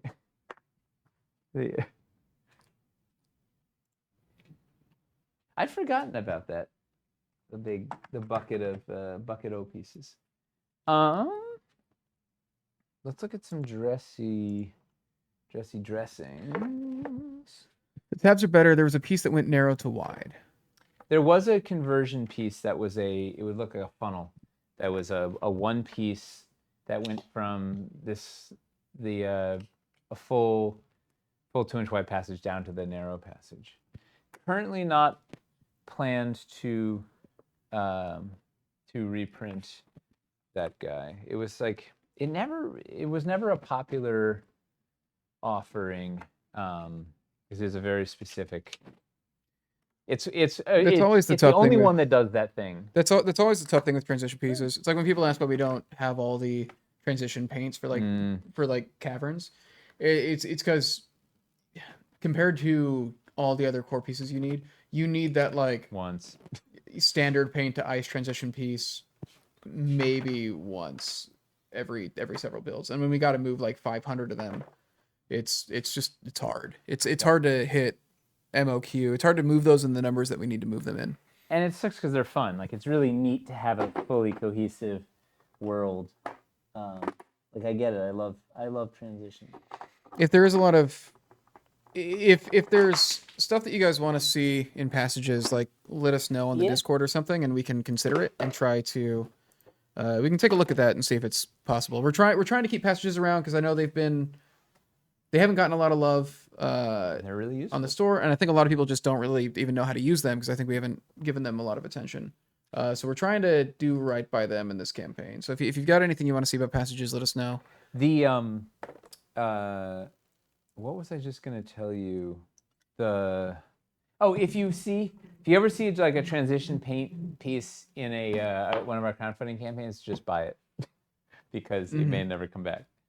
They're some of the hardest things for us to reorder. Let's look at some. We got accessories, dressings, the likes. All right, we got a door pack. It's not wildly different from the other one. It has a couple less doors, I think. We got 4 floors of doors. Oh, this light's not on. That's fine.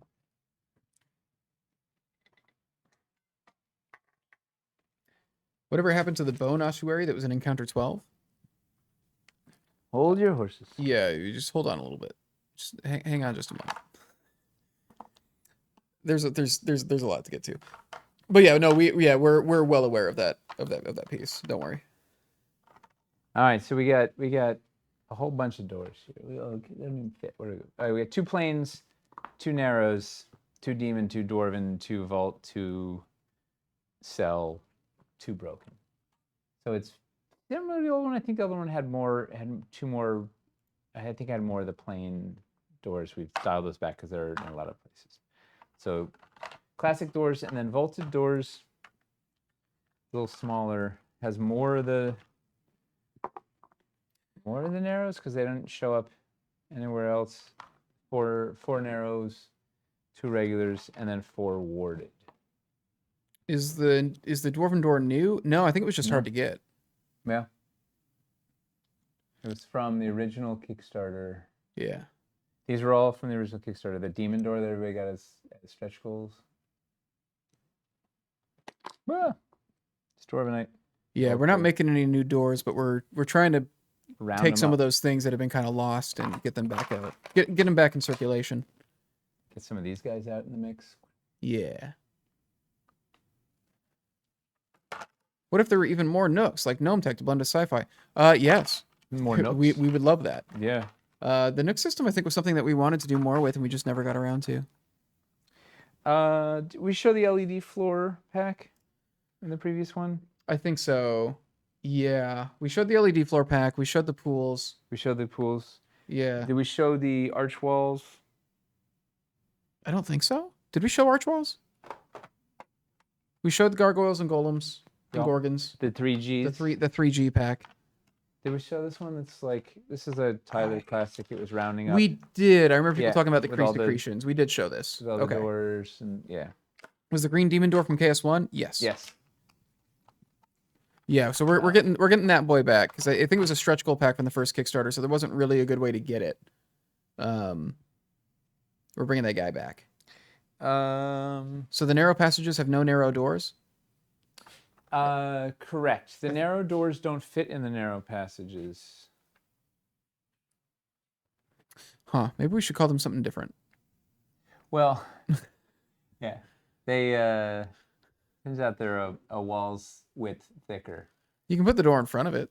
And yeah, you can put a regular door in front of it. It works really, really nice. Yeah, if your players complain about that, they can find another table. Yeah. Yeah, that's really the way to kind of use doors with the narrow passages, is not fit them inside. Apply more force. Oh yeah, let's put a door in the thing. Let's see if I can do this. Wait, where did this thing go? Oh man, where did I take this door from? Okay. All right, so this was the request. We got to put this guy. Right, you take this guy out. Oh,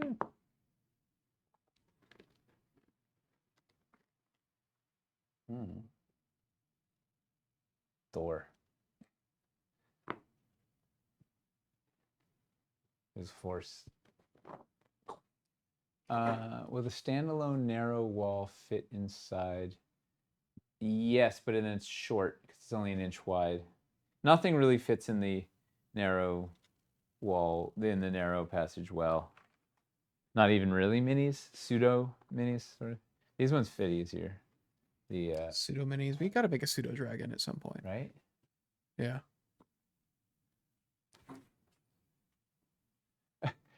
Six is here. Wants to know what he missed. I don't know.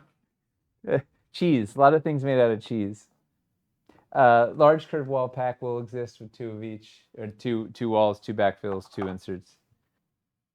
Do you guys know? I mean, probably know because they're right here, but do you know these little guys are magnetic? So it becomes like a freestandy magnetic. You can put it sort of anywhere if you want to put a magnet, magnet something anywhere. Mm-hmm. That's really fun. My favorite thing with that is the magnetic picture frames from Lowtown. It's going to be a really nice way to just kind of dress up a. Yeah, I hadn't thought about that. I was always, for the Ack Inc. builds, we made kind of like a little workshop as a big part of it, and I was just like white sticking picture frames all over because it was supposed to be like a living space. That's hilarious. We've got the pillar pack. So it's got 4 of these guys. 4 of these guys, the little gargoyle-y goys. 4 of these guys, the snake. And then just to like show off 8 of the cheese pillars. These are the new new corner fill. It's the new hotness. Decorative one, yeah. Yeah. Oh. And they're gonna have pegs in them so you can form them together to make a really nice, cool pillar, which I think we showed off last time. We did, yeah. We don't with the mock, and these aren't the right. I had the mock-is over there. Yeah, we spent a good amount of time on them before. Dominoes. Yeah, that's why you have the pegs to get together. So we're gonna put an anchor magnet in them, right? Yeah. No. So it's pillar pack. So you can get your pillars, because it turns out you need a lot of pillars. We haven't looked at this guy. The cheese pillar will not have a pull accessory on top. No, it's a little small. Remember these guys? The stairs from this one. So we got a pack that is pretty exciting. So it starts with 2 and 2. That seems great. Oh yeah, I ran out of them. So if you're wondering why this is white stick holding their we get there. It's the front thing and they're the separate steps and the pedestal white stick together to approximate the actual one-piece version. This is the one-piece. One piece. Yeah, they're looking for a treasure in a boat that follows them around. So as you can see by the piece he's holding there, the one piece is real. Yeah. I do love that you just have Tyler has just explained One Piece to you a couple times. Yeah. And that's your entire knowledge of it. Yeah. He loves the boat. So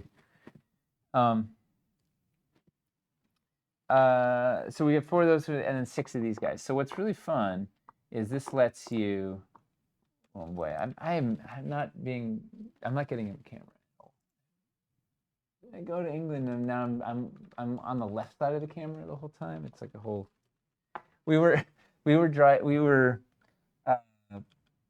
Rabbit was driving us somewhere back to the hotel or something, and there was a car coming the other direction, and I panicked because the driver was just like full on looking down, like at her phone, as just like cars like barreling right towards us. And of course, the car's on the wrong side of the road also. And then I realized that it was, as they were past it, the driver's on the other side. I was looking at the passenger. But it was just like.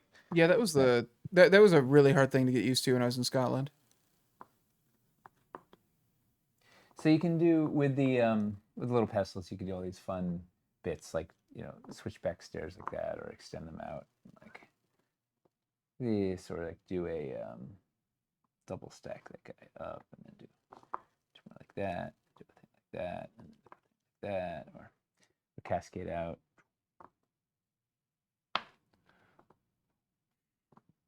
All right, so fun. Lots of fun little building blocks. I really like these.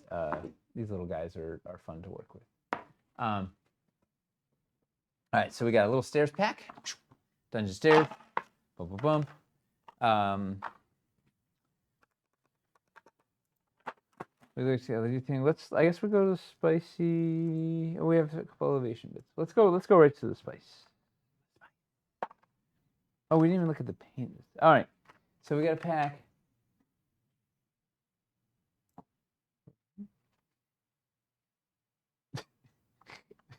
This is the best. These are. Boom. Nice. Oh, that one's sideways. Gotta keep the. Will the stair pack come with a stair jack? It doesn't, because the stair jack is in with all the Deus packs, because the stair jack has the stairs have a different rise and run than the little stairs, the original KS1 stairs. Because the heights we basically, when we realized those stairs were sort of nonsensical, and when we did the daises for Dungeon of Doom, we made a logical rise and run to the stairs that was consistent, so that all the daises would line up, and then would line up with the squares right when we put them down, and would line up with each other when you cascaded them up,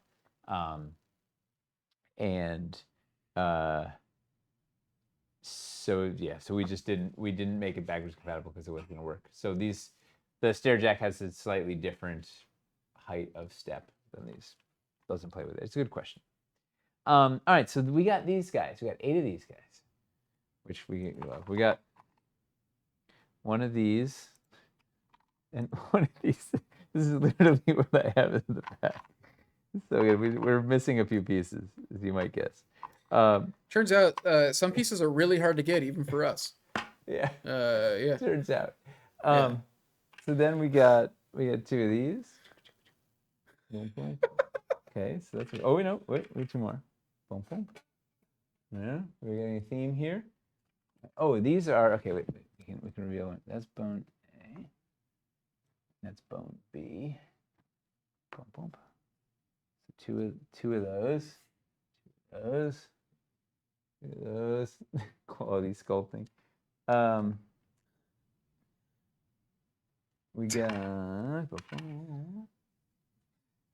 We got we got these guys, which are the skeleton hangers from castles, which can hang over your walls and look really cool. Like do this. Where did I put those big sets? Do the bone piles nest a la webbed lair? They mostly live in dens. Yeah, there we go. Nice. Yeah, Nice. get on there, buddy. The bone piles don't, I don't think. Looks like they're the same as the web. Oh wait, yes. That's what you mean by nest. The bone piles do nest. Yeah. Yeah. I Go, misunderstood. I thought you meant like, do they go on top of each other? Sorry. Yes. Bone piles. Yes, they're the ones from the web layer. All right, so we got these two. We got skeleton hangy boys. Two of those guys. We got two of these guys. Wait, whoa. Two of those. Welcome to the bone zone. Can we call it the bone zone? The bone zone. Can we? Maybe. So this is the skeleton pole accessory topper from Castles. Also hard to get. Boom. With the these are the plinths from the what are they? The something demonic plinths? No, because it was devilish. I think they're just devil plinths. Devil plinths? It might be be from Hellscape. Yeah. Or infernal plinths or something. Mm-hmm.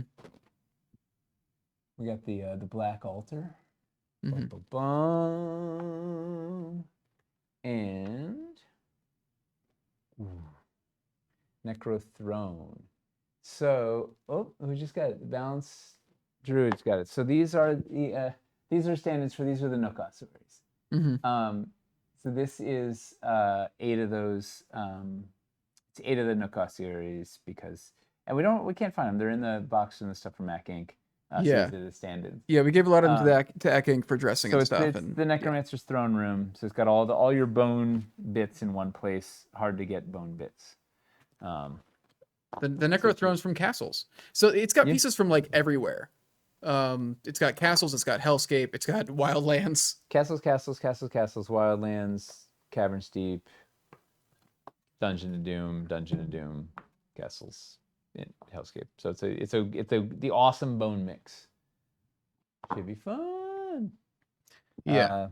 It should be a spicy little pack. And we get 80 of your ossuaries, so you can dress up your whole room, dress up your doorway, dress up your pole accessory holes, throw some bones around. Who made this set? I need to personally shake their hand. This was Chris and I going nuts frantically one night. I basically came in because what we're trying to figure out is the Nook ossuaries were a thing that I'm so glad we can talk about this set now. We were like the ossuaries, like people are always talking about needing, and we're just like the problem is that we have like nothing else that goes with them. So I basically just went to like the dressing thing. I was like, what other bone things do we have? And it was like we got a bunch of bone stuff in Castles. And so then we were just like brainstorming like what other bones? What other bones? What doesn't have a set? What are all the necromancer dressing things that have been what would make this into a room? Yeah. And originally the set was going to have like a double door or a grand arch also, so you have a place to put this against and these guys on. But it's like that's got its own pack, so it was like it just rose the price too much. And, so it's just all the dressing bits in one place. It should be a spicy. We will not give you catacombs, but the best we can do right now is this set. Yeah. Exactly. That's what it was. It was like we were like we should try to make a catacomb dressing set basically. Out of the stuff we have. We have all this creepy stuff from tons of different campaigns that's hard to get. Just get it all together. If you want, this will help you turn dungeons into catacombs as closely as possible right now, without us making a bunch of new sculpts. Did we show the floor traps pack? Maybe? I can't remember. Yeah. Any similar hope for the Runic Throne? You know what? No. Yeah. Aaron pulled it out yesterday and was trying to cobble together a pack, and I think we're gonna wait for Caverns. I have a kind of a plan on that for Caverns. Mm-hmm. It's a good question. Because we're also It's wild how many cool dressing pieces that you wouldn't think were in castles are in castles. Like, yeah. That's back. There was a lot of we had a lot in castles, and not everybody saw it. So we got Wait, Caverns Reforged? Eventually, probably. I mean, we're gonna. The plan is like to try and like move through. Because we're trying to like, like we're pulling in a bunch of stuff from all over the place for this, right? Like this isn't just Dungeons pieces. For Wildlands, we just did Wilderness stuff. We pulled like some KS6 pieces because they were also Wilderness. But for Dungeons, we're like, okay, well, we've proven that this concept for a campaign works. Why don't we make this bigger and try to fix as much of the store as possible? So we're pulling stuff from castles, we're pulling stuff from Caverns Deep, we're pulling stuff from everywhere. And also, like Wildlands Reforged went well enough that we're like, we can just keep doing this where it makes sense until we've fixed the store. And that's the goal is to get sets that make sense for the store. And so sometimes it means like with Wildlands, because it was a very extensive collection and there was generally enough stuff to support each of those packs. It was easy. Dungeons was we're hodgepodging stuff from the original Kickstarter through Dungeon of Doom, and so some of it needed some support from some other packs to get good. So the floor pack is going to have the floor traps pack. It's got all the different texture patches, as well as the frames for them, and then 6 different toppers in the banging thing. So you've got snakes, you've got the open toils, you've got the spikes, 2 of each of the bottomers, 6 tops, and then a slew of the texture patches. So it should be fun, right?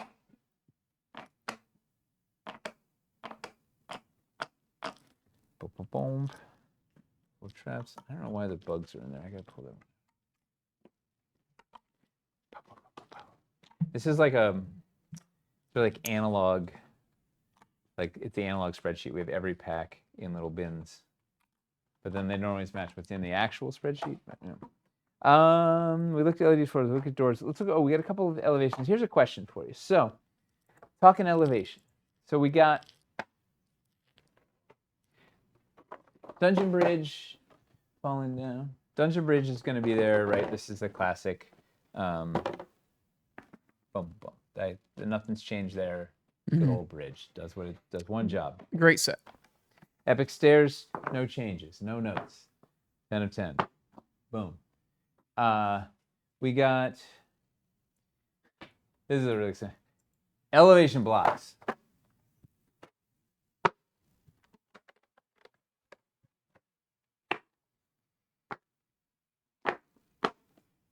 Eight elevation blocks in a pack.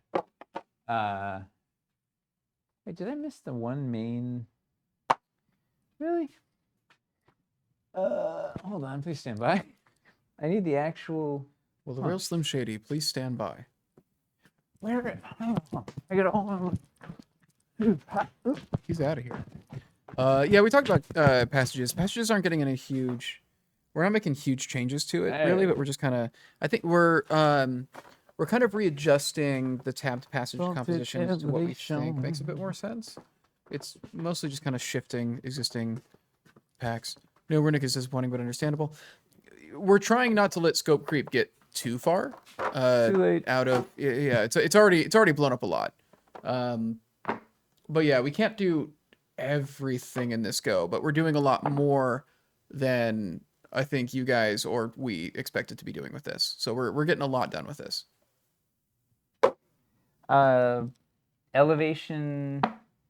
What is the vaulted elevation pack, which is four elevation blocks, 4 of the elevation pillars, 2 of the arches, 2 of the ramps, and then this one, which may or may not survive. And obviously that little stairs pack goes really nicely with this too. So this is, let's see if it's, These are all unchanged, yeah? Or have we made adjustments? I think, yes, I think these are, the elevation blocks is smaller. It used to be 16 or 12. It was just too expensive. So this one's smaller. I think there are others three are the same, but this is a potential new boy we're looking at. So it's calling it elevated platforms.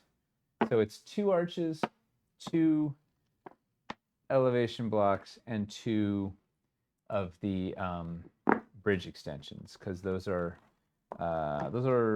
only 1 in the bridge, and if you're actually trying to do any sort of raised area, so I was doing some elevation builds today, and I was like, man, if you actually want to go up to somewhere, like, you need a destination. So what's neat with these guys is like you can do that sort of a thing to get like a, have a big area to go to. You can do this sort of a thing, which is real neat. Right, and then you can put a door through that. You can also pop these guys and make like a thing there, make some sort of portal. You can stack them out, thing like this.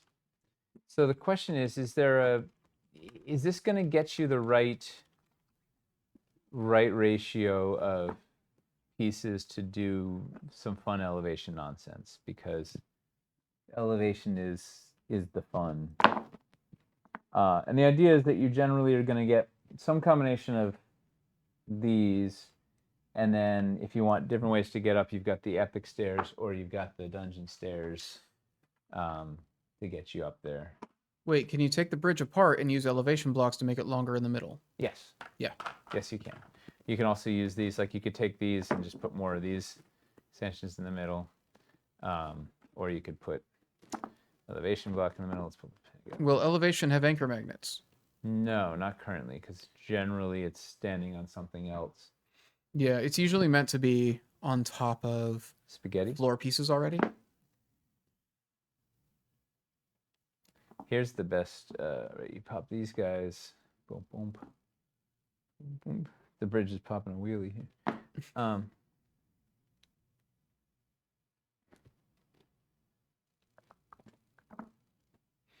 Not 100% sure you need the arches in that new platform pack because you'd probably be getting the existing elevation pack that includes them, but I'm not upset about it. Yeah, I'm on the fence about them because sometimes you want a lot. I mean, that's the hard thing. Is sometimes you want a lot of everything, and you can get elevation blocks. You can get a lot of elevation blocks easily because they're their own pack. Mm-hmm. I feel like you really don't need a ton of ramps, and if you did, you would get a couple iterations of these. So we could potentially pull the arches out there. It gave you more building options with this elevated pack was the goal, but maybe you're right. No way. It's no way. I'm not sure. It's hard to tell when people are just reacting to things because of the time delay. It's hard to tell Yeah, I know. what it's a response to sometimes. I think it can was get either you way. elevating the bridge on those pillars. I think was the thing. You can place the arches together and make a sewer entrance. Yes. Yeah. I think it's what it was too. Yeah. That's sort of a gag. Real fun. I use them they're really nice with stairs too. Like you can put. I often find I wish the blocks had steel sheets and magnets in them to make them more sturdy. Yeah, they make them more expensive too. But you're right. We could. Now we can do this. Put the arches with the bridge extensions instead of the elevation blocks. Oh, we could pull them out of the regular elevation pack. Oh, that's an interesting. We'd have to see how it affects prices and stuff too. Yeah, it would make that pack more affordable. Yeah. But at what price? Ask Tyler. Yeah. Right, so you can do that sort of a thing, which is really fun. Paired pegs would be better on the bridges.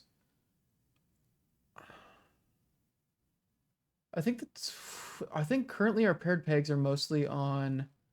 Paired pegs didn't exist until. We used them in Caverns Deep. Deep. Yeah. For that suspension bridge was the first iteration. Would it be worth?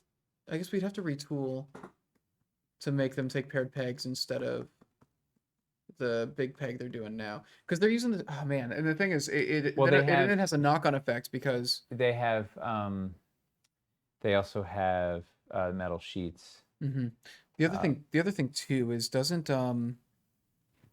that system make it compatible with like bridges that came before, like It's compatible with the castle bridge. yeah.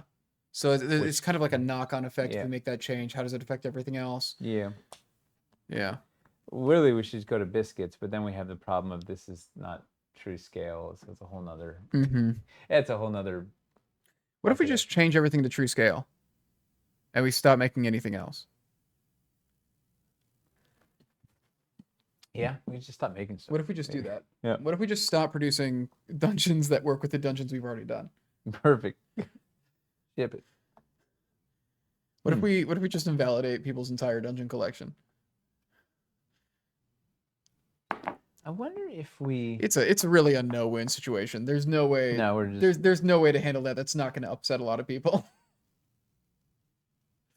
There's no good way out of it. Oh, the other neat thing you can do with these arches, you can put them on the single pillars and do that. There's a way out. There's no way out without upsetting a lot of people. It's too late. We're too deep in it now. Ready to reignite another weekend debate on the Discord. That happens with or without me. Every month it pops up, and there's nothing. Scalegate debate. Constantly. That will go on till the end of time, and it's just gonna get worse the longer it happens. Like the longer we go. Replace it with we make pieces. Do what Dwarven Forge always does. Replace it with an entirely similar but entirely better line. Yeah. We call it true dungeon. Yeah, everybody go stir up some trouble on the Discord right now. Perfect. Just call it True Dungeon. Yeah, let's just start that. Let's just start that. Jeff Martin won't mind at all. Yeah, let's just get that thing going. Yeah. Because there's no history there. Yeah, why don't we just start a Hornet's Nest collection? Pick it all at once. Any more questions? All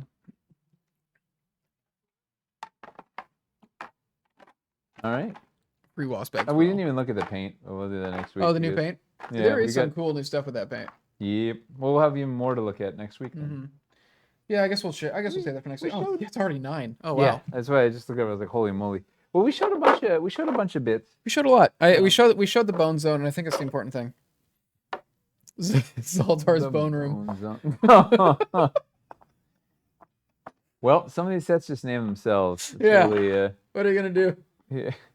You just got to go with it. You can't. I don't think we have a choice at this point.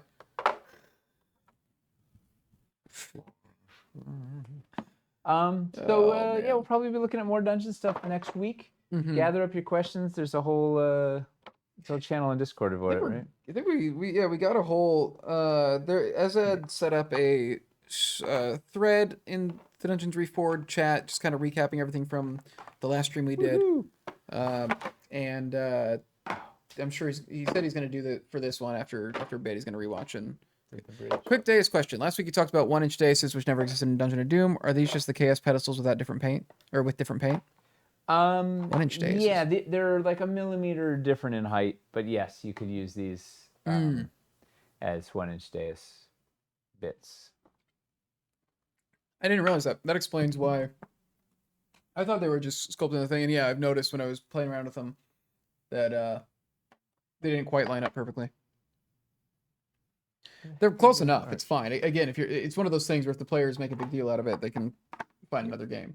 But yeah, I love that's the threat. It's just like it's the I don't know. Whenever a DM is talking about like being worried about making everything like fit perfectly, I'm just like, your players are gonna just be happy that you made this build for them. Well, they should. They should. If you do get players who are like giving you a really hard time because you didn't like build it well enough or whatever, like they can. You didn't have to do that for them. Like if you do have players who are bad about that, you can find better players. Like I don't know. that's not the thing to be upset about. Be upset when the story doesn't work. Yeah. Yeah. Yeah. The, You missed the bone pack. Don't Oh. worry. It's gonna. I'm sure people are gonna see it again document it. next week, Yeah. They can eat a bag of wasp eggs. Whoa. We got to get some ossuaries sent to the office so that we can Yes. display them. Oh, that's what I forgot on the. Add that to the list. Yeah. Well, theoretically, in those like 9 boxes for Mac Ink, they're in there, but. Yeah, because they were doing a necromancer Yeah. lair build, so we sent all the necromancer dressing to them, and then we decided we wanted to make a necromancer pack. Go figure. Yeah. All right, so right. tomorrow hobby hang. What's cooking? Do you know? Oh, he's painting. I assume he was doing he was doing a Stargrave figure last week. I don't know if he's still gonna be on that kick or what. Yeah. Cool. Yeah. And then we'll be back here next week. Update the Discord. Amazing. Yes. Woo-hoo. Yes. So we'll be back next week, probably looking at more dungeons. We'll probably look at the new paint, and see if we can show that new battle board, and maybe we'll look at the new terrain trays on Starforge. And who knows? Yeah, who knows what? It's a week from now. A lot could happen. Yeah. How many campaigns going at a time do we have right now? Lowtown, Starforge, this. Thank God we delivered Wildlands Reforged early. Can you imagine if that was still going right now? No, no. It'd be messy. Because it's looking like we're gonna be launching dungeons and shipping Lowtown at the exact same time. Like that's happening, right? Like there's no way that's not gonna like the stars are like every time we've ever done it, it always aligns. So yeah, definitely. So we'll see you. We'll see you guys next week. Thanks for hanging out. Hey, we only had the tech problems for the first 5 minutes. So it only lasted for an entire 5 minutes. We have a date for Reforged kickoff confirmed. We're shooting for like fall, but no update for Where Heroes Dare. No current update. Yeah, we'll tell you. Sure yet. We'll tell you when we know. Iterating. Yeah. Yeah. All right. Good night, everybody. Good night. Thank you.